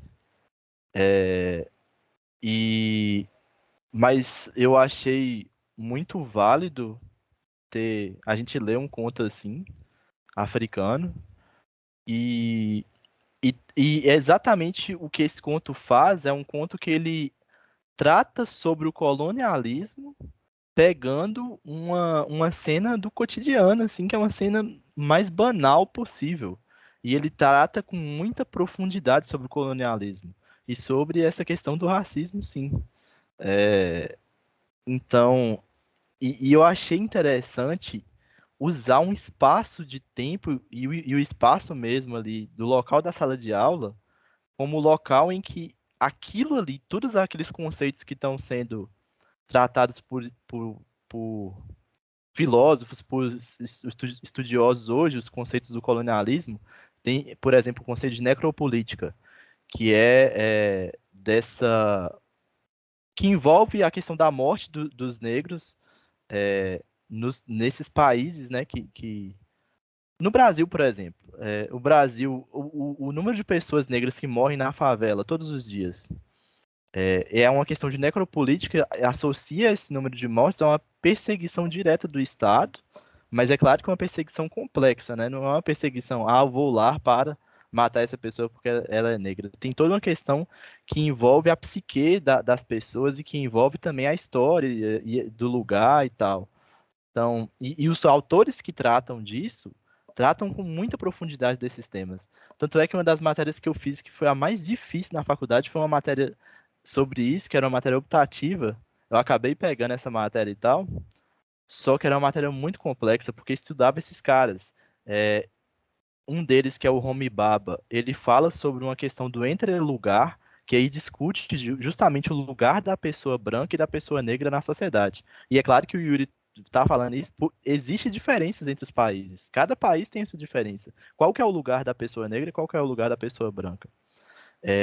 Nos Estados Unidos, por ter sido muito cruel a questão da segregação e da perseguição aos negros, inclusive na fase lá que chama de reconstrução, em que tem a pós-reconstrução, né? Que a reconstrução após a Guerra Civil, que a Guerra Civil também envolveu essa questão dos negros, né? Que tinha a questão de quem queria escravizar e quem não queria, né? O norte contra o sul dos Estados Unidos. Mas com a reconstrução do país, muitos cargos de liderança foram dados para pessoas negras, e os reacionários, que foram as pessoas que reagiram a isso, elas reagiram com violência. Tanto é que é criada a Ku Klux Klan lá naquela época. E então foi muito. E depois, já no século XX, tem toda a questão da segregação feita em tudo que dá vida social, né? Os ônibus para negros, os ônibus para pessoas brancas, bairros de negros, bairros de brancos. Tanto é que os próprios estrangeiros também, os porto-riquenhos, pessoas da América Latina também têm uma visão. Os americanos têm uma visão muito diferente, né? Sobre os estrangeiros e sobre os negros também. E engraçado que eu tava vendo esses dias, todo mundo deu Chris, né? E eu tava vendo como que essa série é genial, velho. Porque antes eu só achava a série engraçada. Porque a série realmente é engraçada. Todo mundo deu Chris. Só que ela trata dos conceitos do racismo, os conceitos que são complexos sobre o racismo, ela trata dentro da série. Tem, por exemplo, aquela professora, eu não sei se vocês já viram Todo Mundo Deu Chris? Tem aquela professora, ela é uma das pessoas mais racistas que tem, e ela é a que mais tenta não ser racista. Você vê que como ela trata o Chris, ela trata ele diferente de todo mundo. Tipo assim, a série consegue ser engraçada e tratar desses temas ao mesmo tempo. Então eu achei essa série genial. Todo episódio que eu assisto assim, aleatoriamente, assim, de vez em quando, que tem o canal aqui que passa, e eu fico assim, eu fico rindo da série porque é muito engraçado e ao mesmo tempo é genial que trata desses conceitos. E esse conto, ele é muito profundo mesmo, porque ele trata dessa questão. Qual que é o lugar daquele branco ali? O que que ele pôde fazer? Até onde, qual que foi o limite dele? E o que que ele não consegue fazer, o que ele não quer fazer, por conta também da psique dele também. E o que que aquele negro fez? O que que a professora faz? Ela bate no menino, ela leva o menino pro diretor bater, para todo mundo escutar que ele tá apanhando, mas ela sabia, entre aspas, que o bilhete não foi feito por ele, e além disso, ela dá um tapa na cara do menino também. Então é muita coisa que acontece ali, são muitos tipos de violência, são muitas camadas de violência. E sobre esse autor, né, eu vi lá que ele é angolano. Foi até interessante que eu pesquisei algumas coisas assim sobre o país, né, porque um dos problemas de história da África existem vários problemas assim no ensino de história em geral, porque a gente não consegue abarcar tudo, né? Mas também porque só em 2003 que foi implementada a lei, né, de ensino de história da África, dos povos africanos, da cultura africana. E nas universidades até hoje é muito defasado o ensino. Então a gente acaba vendo sempre aquela visão europeia sobre a África. E também porque a África tem muitos e muitos países, cada um com história própria, né? Então não dá conta de abarcar tudo. Mas sobre Angola, por exemplo, que tem esse contato dos portugueses, né? Que foi colonizada por portugueses, existe também a questão de que em Portugal os próprios portugueses eles não têm essa consciência que a gente tem aqui. Nem essa consciência básica sobre racismo eles não têm. E sobre o colonialismo, os portugueses, a maioria não tem. É uma coisa que está, assim, em debate lá, está começando o debate lá agora. E que as pessoas daqui, da Angola, dos países africanos, dos países latinos, está levando para... E do Brasil, na verdade, né? Que o Brasil, que é o país colonizado por Portugal aqui na América Latina, que o Brasil tem levado essas discussões com obras de arte, com filmes, com textos, com discussões nas universidades e tal, mas ainda existe uma restrição muito forte, que tem aquela visão europeia do português de que eles estavam levando o progresso para a África, alguma coisa do tipo, mas na verdade o colonialismo na África foi muito cruel com esses países. Tanto é que eu estava pesquisando, né, aproveitei para pesquisar sobre Angola. Angola só teve a independência em 1975, assim como vários países da África também. Só teve a independência em 75 e a independência também passou muito por essas questões raciais. Tanto é que teve até um cara lá que ganhou na guerra na guerra da independência do país. Um cara que era branco, que era mestiço, na verdade, ele não quis assumir a presidência, e assumiu um cara negro. Só que esse cara ficou por 40 anos no poder na presidência do país. Então você vê que é muito complexo, é muita coisa que acontece que, assim, os caras que libertaram Angola são caras que também não deixaram de sair do poder de lá. Esse autor, ele foi preso, né? Esse autor desse conto que a gente leu, ele foi preso por acho que foi pela ditadura portuguesa, ainda quando a África, a Angola não tinha se libertado. Então, são muitas coisas que envolvem essas lutas de libertação na África. São temas muito complexos e que a gente tem pouquíssimo conhecimento sobre isso, mas que eu acho que esse conto, o interessante dele é justamente mostrar como que temas tão complexos estão ali presentes no cotidiano. Eu falei demais, mas Não, muito bom, moço. Tem uma coisa legal no conto, que eu acho que a tensão no conto é bem constante. Do início ao fim, cumprindo aquela ideia lá do Cortázar, né? Do conto manter essa tensão constante. Eu acho que o conto, ele começa bem tenso e termina assim também. E esse primeiro parágrafo é muito bom, né? Porque a gente vê que os meninos já tinham se separado, ele já dá uma ideia de uma briga, mas mesmo assim a professora lasca o tapão na cara do Zito, né? Ou seja, ela nem procura saber o que tinha rolado, porque o Zito já era o cara marcado. Ele já era o cara, assim, culpado por tudo, né? Interessante, na primeira fala dela também, aliás, a primeira fala dela, ela fala miúdos, ordinários, desordeiros, quem começou. Ela coloca no plural a atribuição da culpa, mas ela já individualiza ali quem começou, mas ela já tinha dado a sentença de quem era o iniciante, a partir do momento que ela dá o tapa no menino, né? E depois, na segunda fala, ela volta de novo falando plural, desordeiros mal criados, com uma forma de pôr um certo pano quente, mas aí ela vai e ratifica a sentença, né? É sempre tu que arranja as complicações. O Zito.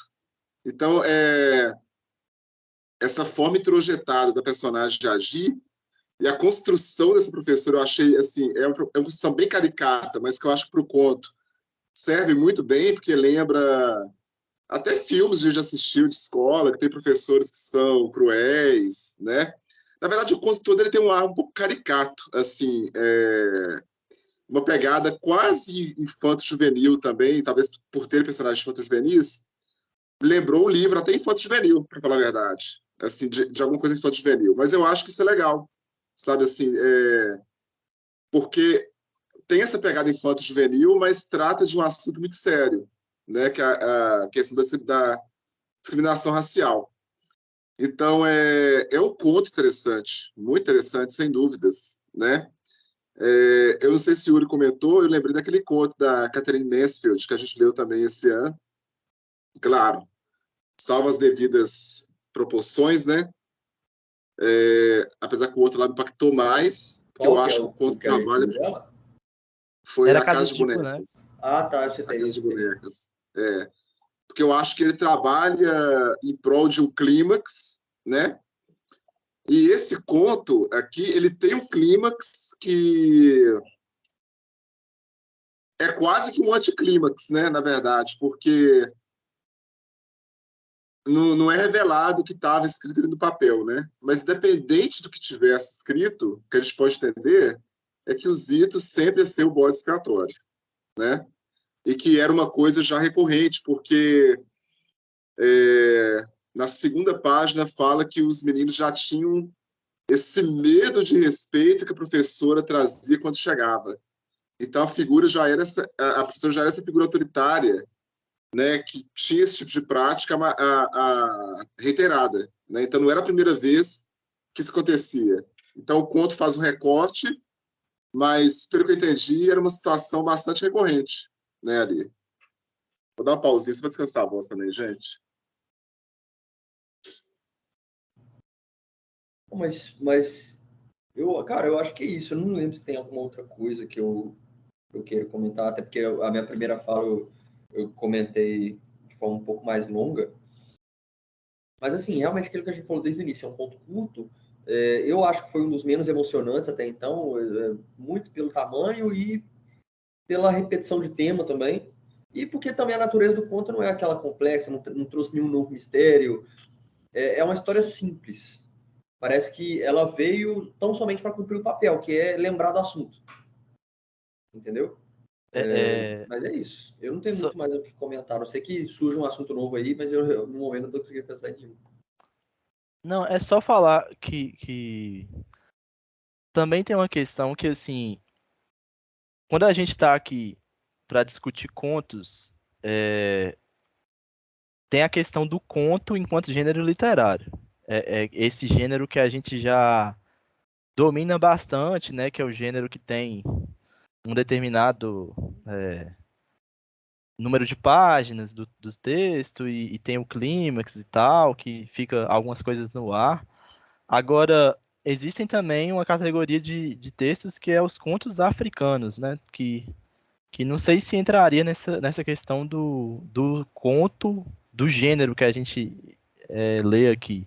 Aí eu não sei se esse conto entra nessa categoria de gênero literário conto. Eu não sei também como é que é. Ou se é um conto do tipo dos contos africanos, porque quando eu, inclusive, quando eu estava fazendo estágio, dando aula para o ciclo 1, para as crianças lá, eu tava trabalhando com um projeto lá de levar histórias, né? E eu pesquisei algumas histórias justamente para tentar trazer histórias africanas. E tinha vários contos africanos, só que não eram contos assim, desse gênero que a gente lê aqui. Eram contos, tipo assim, histórias, tipo fábulas mesmo.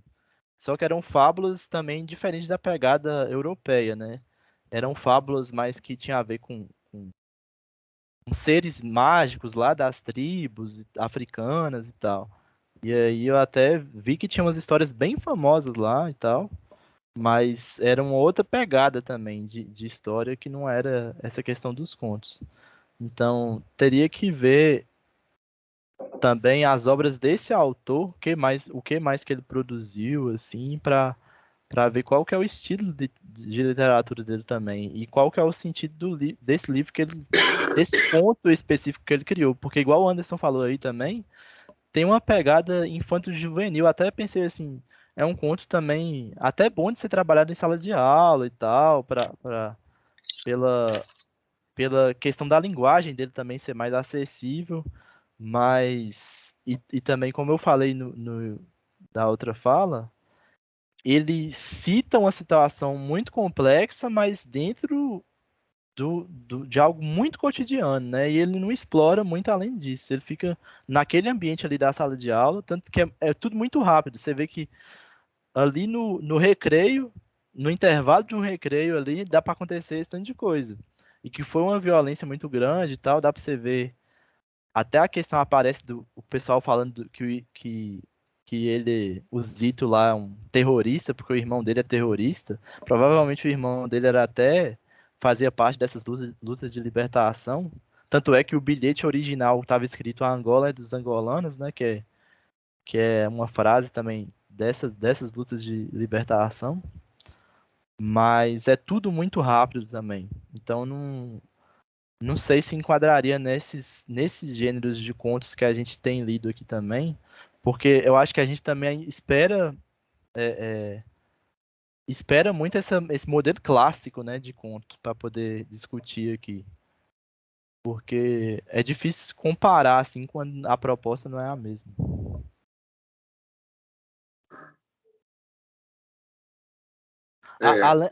Além do que também tem toda a questão, só mais uma coisa, toda a questão do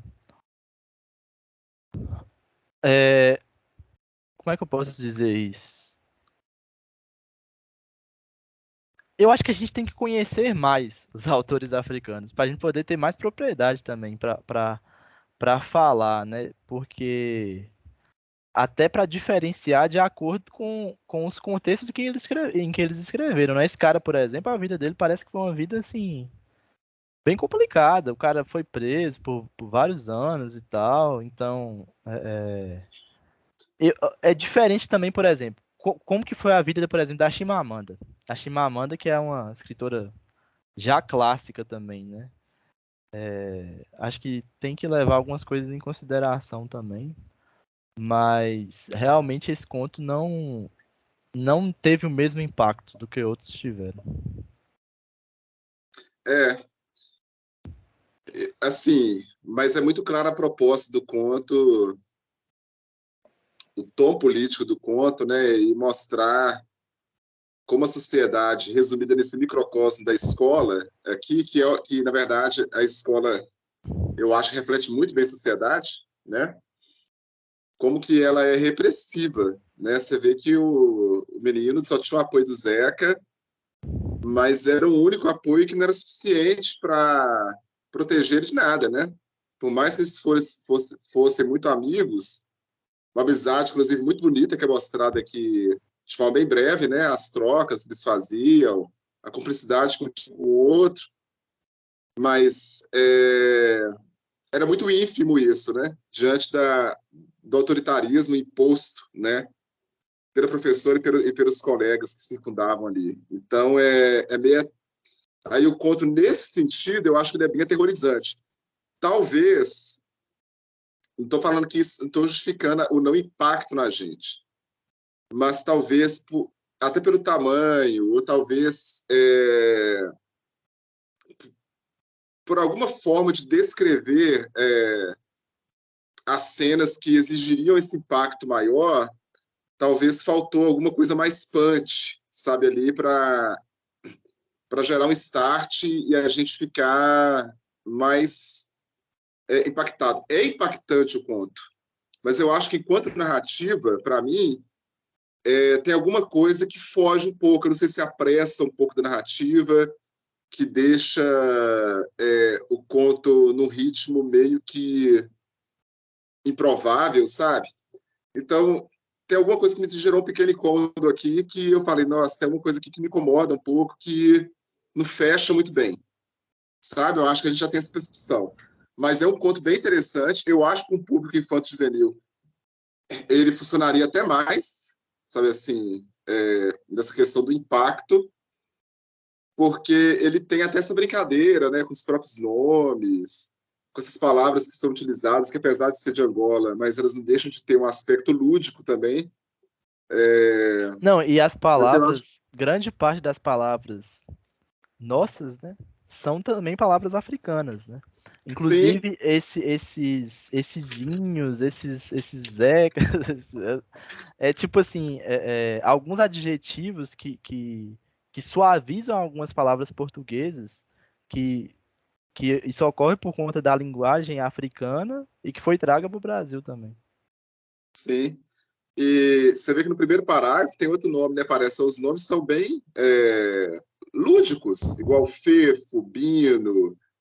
Aí tem outro menino que chama, deixa eu ver aqui, Chiquito.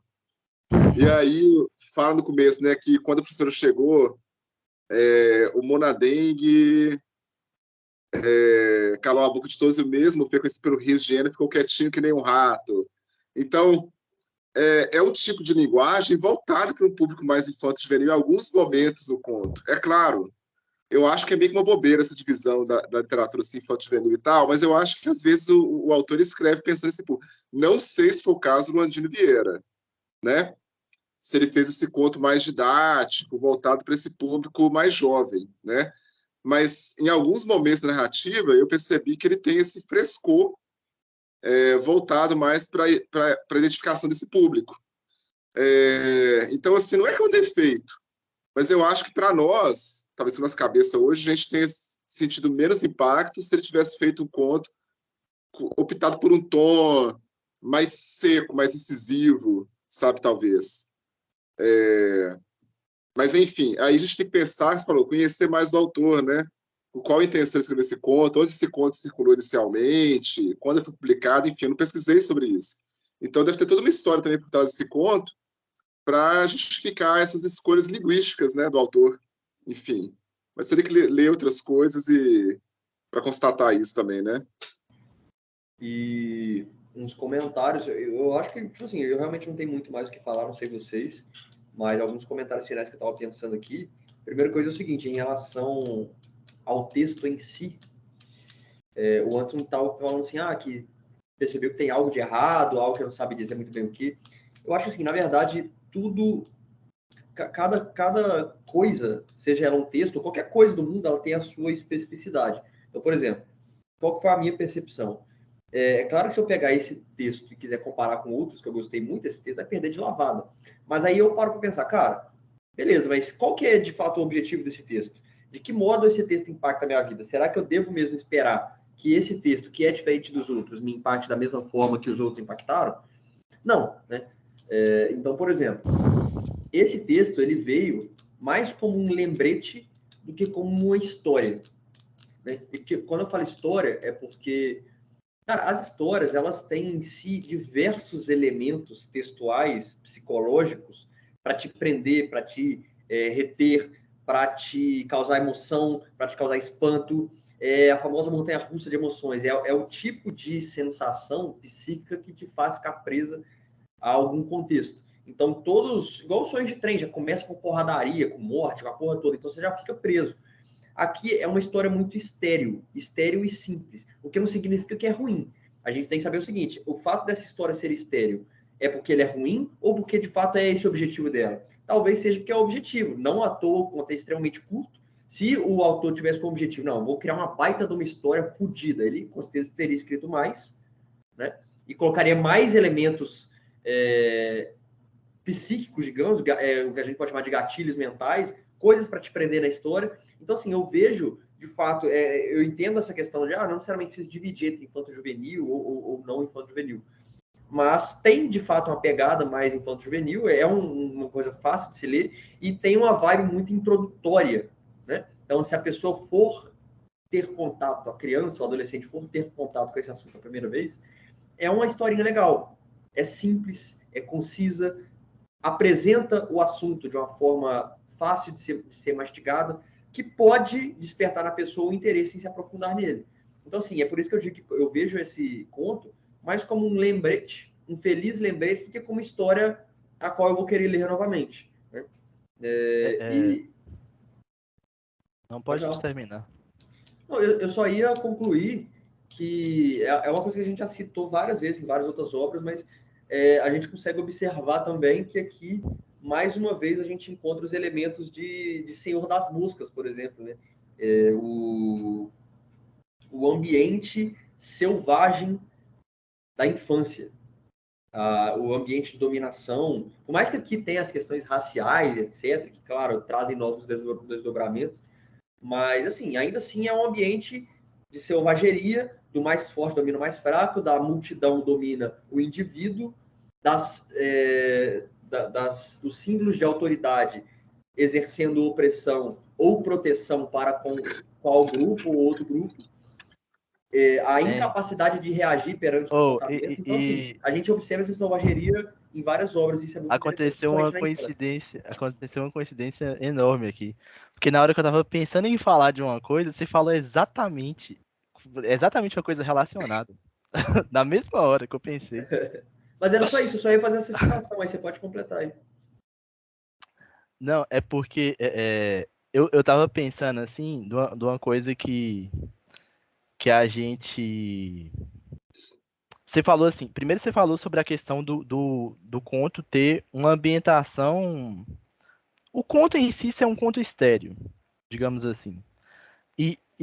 Eu lembrei assim que o ambiente do conto ele é estéreo também. A ambientação do que acontece no conto, isso tem muito a ver com a imagem que a gente tem da África. Até a gente costuma falar, a África é como se fosse uma coisa só, né? Mas é milhões de Áfricas, porque são muitos e muitos países. Aí, uma coisa que a gente discute muito lá na faculdade é a questão justamente de como discutir a África na escola. Por quê? Uma das coisas que a gente fica preocupado, sabe com o que é?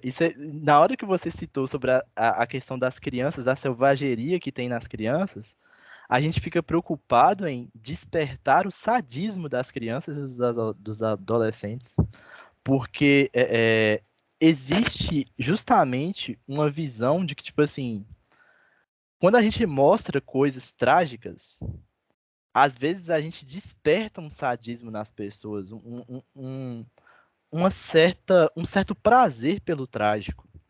E muito tem disso, por exemplo, nos filmes. Os filmes americanos que tratam sobre a África. Muitas vezes os filmes pegam coisas reais do que acontece na África, só que eles focam muito na questão da tragédia para poder trazer essa tragédia para a gente para gerar impacto. Então, esse impacto que gera na gente gera um prazer na gente. Então, a história também ela tem muita dessa questão do sadismo, porque muitas vezes a gente gosta de estudar a história, ou a gente gosta de coisas que aconteceram na história, pelas coisas impactantes que acontecem. Tinha até um professor meu que, antes do Lenício, né, que falava assim, que tudo na história, tudo que ia acontecer, ele falava assim, isso é guerra, negão, vai acontecer uma guerra. Porque a história tem muito disso, de guerra que acontece, e muitas vezes a gente prende a nossa atenção quando a gente vai falar justamente sobre guerra. Tanto é, você pergunta lá na aula de história, qual é o tema que vocês mais gostaram de estudar? Aí a maioria vai levantar e falar, guerra. Vai falar, tipo, coisas bem trágicas, sabe? Bem cabulosas que aconteceram. E a gente trata muito sobre esse tema, só que existe justamente, é difícil você saber o ponto de equilíbrio, porque tem muita coisa boa para falar sobre os países africanos. Dá para você pegar muitas temáticas. Só que também você não pode deixar de falar do que é a realidade. A realidade de Angola, por exemplo, eu estava vendo a última Constituição, a Constituição que rege o país atualmente, ela é de 2010. O Partido da Libertação Nacional foi o único partido que ficou no poder desde a independência. Desde 75 até hoje, só um partido ficou no poder. Então, são muitas questões para serem discutidas, que são questões de uma realidade, que é uma realidade que também Qual foi a palavra que você usou para falar do conto? Estéreo. Estéreo. É uma realidade que muitas vezes é uma realidade estéreo também.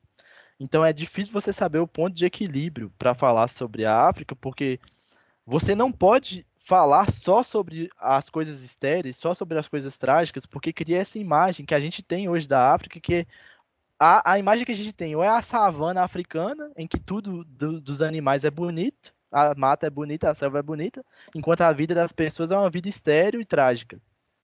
Cara, pior que é verdade. Essa é a imagem que a gente tem da África. Assim, eu concordo 100% e, inclusive, eu nem tinha pensado nisso, vou fazer um breve comentário aqui. É claro que, agora também fazendo brevemente o advogado do diabo, é claro que, beleza, essa é a imagem que a gente tem da África, mas não necessariamente acho que tem como ser muito diferente inicialmente, tá? E o que eu quero dizer com isso? Assim como a gente tem, de fato, uma imagem deturpada da África, principalmente pelo fato, primeiro, a gente não mora lá, e segundo, que existe, de fato, essa escassez histórica de educação. De fato, a gente pouco estuda sobre isso também. mas a gente também pode falar isso de outras nações. É claro que a África, em muitos meios, é desprivilegiada, mas isso acontece com outras nações também. A gente é muito Estados Unidos e Europa, e pouco da Europa também. A gente conhece França, Itália, Espanha, mas a gente não conhece Indonésia, Islândia, enfim. Também existe pouco conhecimento geográfico, antropológico de diversas nações. A África, com certeza, é uma das mais desprivilegiadas, mas eu vejo isso mais como uma crítica da educação como um todo do que da educação para com a África, principalmente. Porque, assim, não é que a gente não conhece a África, a gente não conhece a África, a gente não conhece nada. A gente não conhece nada. Absolutamente nada. Entendeu? Por exemplo, a gente sabe que a Índia tem sistema de castas. Você sabe explicar o sistema de castas? De 100 pessoas, 99 não sabe explicar. Então, assim, inclusive, eu vou até falar uma coisa aqui que vocês vão me entender. Por exemplo, o que é uma coisa que eu penso muito? Eu acredito, e é exatamente por isso que eu geralmente não gosto muito de dar opiniões sem estudar muito, e eu pelo menos tento, né? Claro que às vezes acaba saindo, a gente acaba falando uma coisa, mas geralmente eu tento não expressar uma opinião, a não ser que eu entenda muito daquilo, eu pelo menos acho que eu entendo.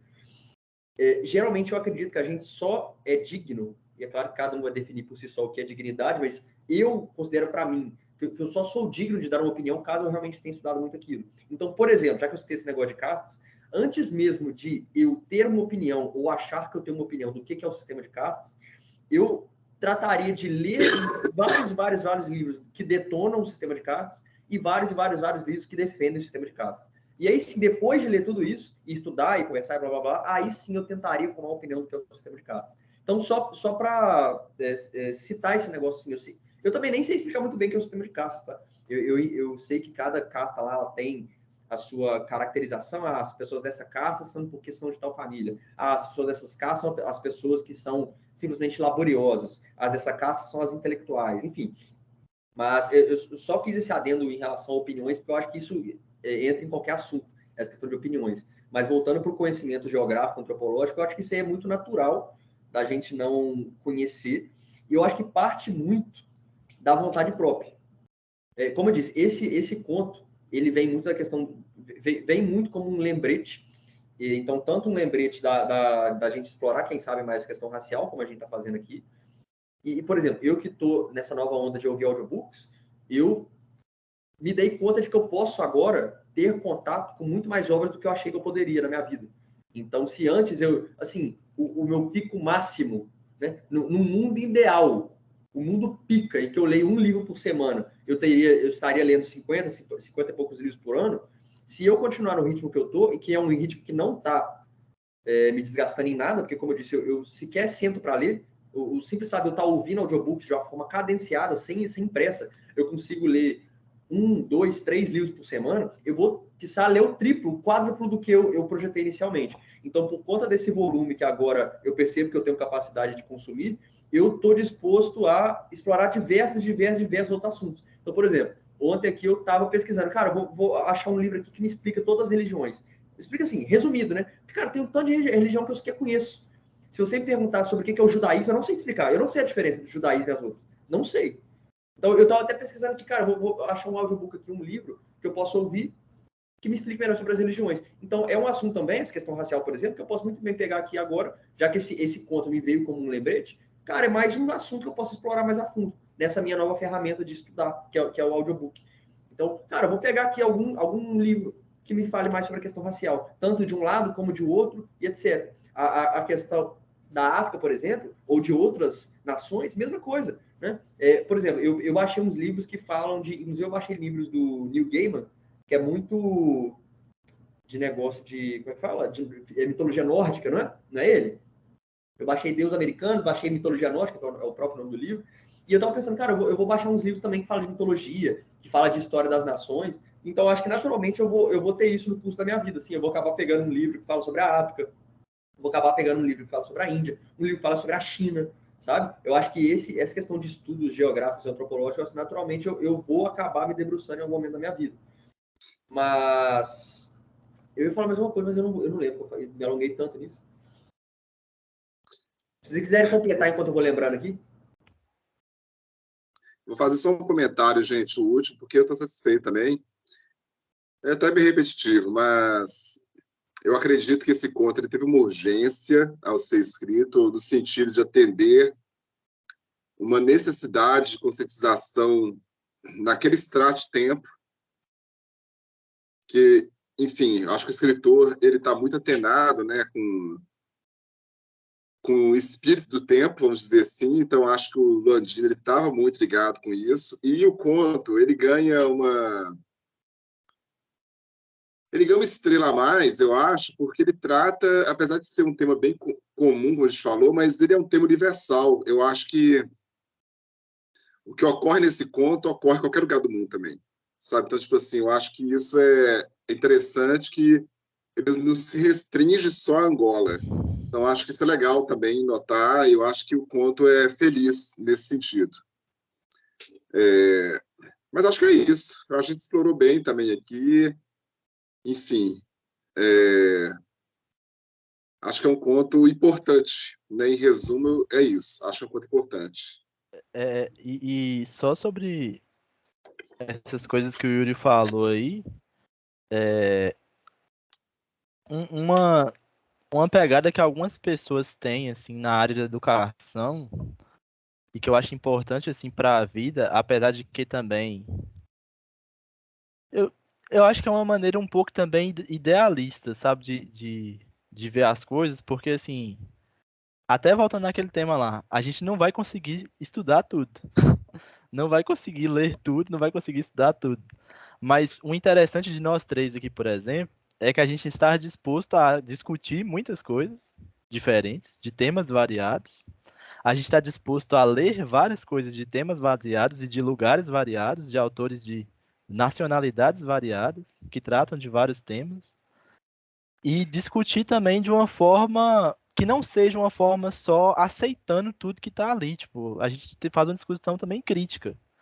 E eu acho que para a educação, por exemplo, em ciências humanas, isso é muito importante, porque é, nós, professores, nós não somos donos da verdade. Nós vamos chegar lá e, tipo, eu sou o dono da verdade aqui, eu sei o que que é história, tudo, vou falar, vou passar, vou transmitir para os meus alunos. Talvez mais importante do que eu tentar fazer isso é tentar despertar curiosidade, despertar um espírito crítico, digamos assim, se é que ele existe nas pessoas para que elas possam, tipo, ver as coisas de maneira mais crítica, pensar um pouco mais e tal. E também buscar mais informações sobre as coisas e não ficar preso sempre a essa mesmice, né? Que o ser humano se gosta de se acostumar, né? Igual o Bartleby falava. Como é que é? As coisas que o Bartleby falava lá. Eu não tô afim, tipo assim, algo assim, não tô afim Prefiro de. não fazer. Prefiro não fazer. Prefiro não fazer, É, verdade. Cara, eu tenho que reler esse livro, porque esse livro é muito bom, velho. o É ser humano ótimo. às vezes prefere não fazer as coisas, né? Porque é trabalhoso mesmo pensar, é trabalhoso ficar buscando essas informações, assim. Mas eu acho interessante ter essa pegada. Tanto é que foi mais ou menos também a pegada do estudo que eu tive sobre a história da África, porque muita pouca coisa que a gente estuda. Então, o professor ele até fez uma proposta da gente criar três textos de literatura no um dos trabalhos que a gente tinha para fazer, só que a gente tinha que escolher um país e um contexto. Aí ele deu lá os países e os contextos. E eu escolhi justamente a independência, só que da Argélia. E a Argélia foi colonizada pela França. E aí eu achei interessante que eu pude pesquisar um pouco mais sobre a Argélia, mas ao mesmo tempo também criar histórias assim naquele contexto e tal. Então foi bem interessante. Eu acho que eu até salvei alguns daqueles textos. Depois eu posso até mandar alguma coisa para vocês verem também. E Beleza. um autor lá da Argélia também que eu recomendo muito para nós aqui ler depois, que é o Frantz Fanon, porque o Frantz Fanon ele tudo isso que a gente falou aqui, ele estuda, tudo isso. E ele tem uma linguagem, as escritas dele são muito impactantes, sabe? Ele estuda a psique, que é um tema que também a gente gosta muito aqui. O Yuri, inclusive, gosta bastante também, né? Dessa questão da psique humana e tal, ele estuda isso também. Ele foi psiquiatra lá na Argélia também e lutou na independência. Ele morreu, acho que pouco antes da Argélia conquistar a independência. E tem saído muita publicação dele, né, de uns anos pra cá, que bom, né? É. Aqui no país. Bacana. Gente, estou satisfeito. Não, eu só ia comentar aquilo que eu tinha esquecido, mas é rapidinho também, que o Eno, ele anteriormente estava falando daquela questão da ambientação, que a gente tem uma ambientação muito pobre do continente africano, etc. E eu concordo 100%. Inclusive, vocês já assistiram aquele filme O Menino que Descobriu o Vento? Você já viu? Já assisti.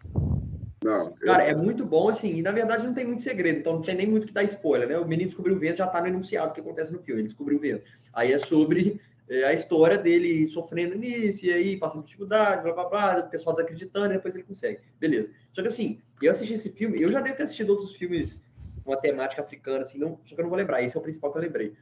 E, cara, tipo assim, a gente percebe, na verdade, é esse o cenário que a gente tem da África. É mato ou escassez de casas e não tem prédio.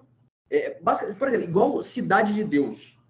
Cidade de Deus, no início do filme, que o pessoal tá no passado, que o Zé Pequeno é pequeno ainda. Vocês lembram, assim, que é o Rio de Janeiro em 1960, assim, que parece estrada de terra, as casas tudo amarelas. Vocês lembram desse início, Cidade de Deus? Mas querendo ou não, é exagerado, né? É uma caricatura. Não, eu entendo, mas assim, a imagem que a gente tem da África, a imagem mais superficial, é aquela ali, daquele cenário, daquela cena do Rio de Janeiro de 1960. Tudo amarelo, até porque o pessoal fala isso, né? Que geralmente quando são filmes fora da esfera estadunidense, eles usam conscientemente esse tal de filtro amarelo, né? Para dar a entender que os Estados Unidos é mais colorido e as outras nações são mais opacas. Mas, por exemplo, Diamante de Sangue, eu não lembro, acho que é alguma coisa na África também, alguma coisa assim, não é? A gente tem toda essa impressão, né? Meio amarelado, meio esquisito, meio terráqueo, sujo, poeirento. Mas não apenas isso, mas tipo assim. E o filme, o Menino que Descobriu o Vento, é basicamente isso aí também. Os caras tá no meio do nada, eu acho que é no país que chama Malawi, que é um cotoco ali do lado de Moçambique. Tem nada. As casas também é tudo casa, parece que é casa feita de folha, que se soprar cai. E aí não tem porta, não tem janela, e o pessoal parece que vive naquilo, sabe? E assim, essa é a impressão que a gente tem. A gente conhece tão pouco que é essa a impressão que a gente tem. É claro que boa parte da África é isso de fato. Só que assim, da mesma forma que no Brasil, a gente encontra coisas assim também. Só que quando a gente por estar no Brasil e conhecer muito mais, a gente conhece o lugar que a gente vive, que não é dessa forma. A gente conhece São Paulo, Belo Horizonte, Rio de Janeiro, Governador Valadares. Mas se a gente for para as cidades do interior, são cidades basicamente daquela forma também. Bem incipientes. Sim, aquele tipo de qualidade de vida existe em todo lugar. Né? Mas a gente já tem essa preconcepção de que a África, aquilo resume a África, sabe? Tanto que tem uma pessoa que eu conheço no Instagram, uma menina que foi para a África do Sul ano passado. Aí ela, antes de revelar que ela estava na África do Sul, ela ficou postando um monte de foto bonita pra cacete, assim, umas fotos sinistras, só foto linda, paisagens, sei lá o quê, rua linda pra caramba, sei lá, o carrão. Aí do nada ela posta no canal África do Sul. Hã? Assim, você não entende nada, causa uma dissociação na sua crença, assim, como assim isso aqui é África do Sul? Né? Por exemplo, quando eu tinha lá 9, 10 anos, que foi revelado que a Copa seria na África do Sul, tem certeza que todo mundo começa, como assim Copa na África do Sul? Tem como fazer Copa na África do Sul? Então, assim, é bizarro essa dissonância entre uma coisa e outra, sabe? E realmente é essa crença que a gente tem. Mas eu acredito que essa busca pelo conhecimento, ela sempre vai ser muito libertadora, sabe? Tanto que é uma coisa que eu falo sempre, eu falei isso no Diálogos, não no último, mas acho que no primeiro que eu participei esse ano, eu não vou lembrar qual era o texto também. Mas assim, é uma coisa que eu sempre penso para mim, eu sempre falo para todo mundo. Cara, beleza, a gente leu uma coisa, né? Eu li esse conto. Mas e aí? Então o objetivo de eu ter lido esse conto, eu simplesmente ler, tá ali e acabou, eu vou esquecer ele daqui a pouco, né? Então beleza, então o objetivo é eu ler e eu fazer a reunião. Tá, mas eu fiz a reunião, a gente tá aqui, show de bola, cumpri o compromisso, mas depois vou para no YouTube e vou esquecer ela também. Então assim, todo passo que eu tomo, ele automaticamente ele tem que vir de um passo posterior. Então, por exemplo, beleza, nada eu faço avulsamente, pelo menos eu tento não fazer. eu li o conto e beleza, acabou, foda-se o conto, não quero mais saber desse assunto. Não, se por um acaso do destino, esse conto veio até mim, é um conto que traz sobre questões raciais, questões de ações da África, por exemplo, então o próximo passo que eu vou tomar é botar na minha lista que eu posso, num futuro próximo, ainda esse ano, ano que vem, pegar um livro para ler sobre as questões raciais, pegar um livro para ler sobre a África. Eu sempre tento determinar uma tarefa posterior àquilo que veio até mim, sabe? Então, por exemplo, a mesma coisa do conto lá do Diálogos, que é o Fedro, né? Fedro, eu não lembro o nome, o título do conto, do texto. Mas, Verdadeira assim, justiça. a verdade, isso. Eu sempre tento determinar uma tarefa posterior a isso. Então, por exemplo, eu vi que Fedro é um dos livros de Platão, né? Então, eu botei na minha lista ler Platão. Claro que ainda é uma tarefa ampla, né? Não significa que eu ler Platão amanhã, mas pelo menos foi um passo a mais. Antes, Platão não estava na minha lista. Depois que eu participei do encontro do Diálogos, Platão está na minha lista. É um passo a mais, sempre um passo adiante. Eu nunca, as tarefas que vêm até mim, elas nunca passam de forma estéril. Sempre ela deixa alguma coisa. Seja um conhecimento ou alguma tarefa a fazer ainda, sabe? Então é isso. Mas os comentários em relação ao conto foram esses. Eu acredito que a gente até conseguiu alongar bastante, num bom sentido, a gente conseguiu extrair bem. Não muito exatamente sobre o conto, mas por conta de assuntos que o conto puxa. Mas eu também estou bem, bem, bem satisfeito. Eu também. Também, gente. Quer acrescentar algo, Ana? Meu microfone estava mutado aqui. Mas e as notas? Quem vai começar? Eu? Cara, eu não tenho muito medo de falar, não. Eu vou dar uma nota 2,5. Ah, mas eu vou dar pesado. 3,5. Estão 3,5. pegando pesado demais, né? 3,5 para mim é muito bom, tá? Quer deixar claro que 3,5 na escala 3,5 é muito forte. Tá lá Não, na lista sério, do ano. 3,5 é muito bom. 3,5 é um livro. Ó, como eu só dei notas altas, eu vou dar uma nota 4, então, para esse conto. Porque minhas notas foram basicamente 4,5 ou 5. Então, eu acho que ele foi um pouco abaixo, mas também nos meus critérios ali, para ser menos de 4, eu tenho que realmente não gostar. Não, e olha uma coisa, isso é algo que vocês com certeza já pensaram também. Principalmente por conta dessa questão que eu disse para vocês, que agora eu percebi que vou conseguir ler muito mais do que eu achei que eu conseguiria. Eu comecei a perceber, cara, que eu vou ter que começar a ser mais criterioso. Eu já pensava isso em relação a filmes, que eu tava lá no ano passado, na época, de filme atrás de filme, colocar no Letterboxd a porra toda. E aí, pô, todo filme que eu gostava eu dava 4,5, 5. Não, tá errado isso aqui, cara. Não é possível que todos os filmes do mundo que eu assisto são 5. Não tá certo isso. Aí, por exemplo... Eu sou desse jeito. Entendeu? Aí, tipo assim... Aí, por exemplo, se eu falei que Interestelar é 5, um filme que não é igual a Interestelar não pode ser 5. Não tá na mesma prateleira. Então, eu comecei a observar as notas mais baixas com mais carinho. Porque antigamente você olhava assim, cara, uma nota 3 é uma nota de bosta. Se você recebe um 3, você é um bosta. Não, hoje a nota 3 é uma nota boa pra mim. Mas o pior é que eu tenho... que eu percebi que eu vou me deparar. Eu tenho ódio dos críticos, porque parece que eles estão detonando tudo. Porque, tipo, a maioria das coisas é tipo assim, nota 2, nota 3. Cara, isso me espantou muito quando vocês me recomendaram aquele... Qual que é o nome daquele maluco que faz... Que é um crítico de cinema, um lourinho, cabelo claro? Dali, é o Dali. Isso, esse cara aí. Dali. Isso. A primeira vez que vocês me recomendaram, eu fui ver vídeos dele, aí ele lá, não, tal filme é bom? Não, aí ele começa a falar, não, que o filme é bom e tem tal coisa de benéfica, tem esse pequeno errinho aqui, mas de modo geral, o saldo é muito positivo, blá, blá, blá, nota 6. Aí eu, é desse jeito. Que porra é essa? Como assim? Então, tipo, eu percebi que eu tenho que ser mais criterioso, sabe? E eu tô tentando começar a fazer isso. Igual no Scooby também. O Antes, inclusive, não tem usado muito Scooby, né? Eu que ultimamente estou lendo mais, eu voltei a usar o Scooby assim, com mais afinco, estou avaliando e escrevendo uma pequena resenha, tipo assim, o título e um parágrafo. Eu estou escrevendo um título e 2 frases, entendeu? Pelo menos para ter um resumo ali. E aí eu pensei, cara, se eu for nessa toada, eu vou ficar dando 4, 5 para todos os livros. Não, eu tenho que botar um 2, um 3 aqui também, sabe? Então, enfim, mas é isso. Estou bem satisfeito. E a gente pode, depois que encerrar a gravação aqui, fazer o sorteio. Vocês querem sortear agora ou depois que terminar a ligação? Não, vou encerrar aqui e a gente sorteia. Pode ser agora. Show, vou Beleza. Ô, Enos, você procura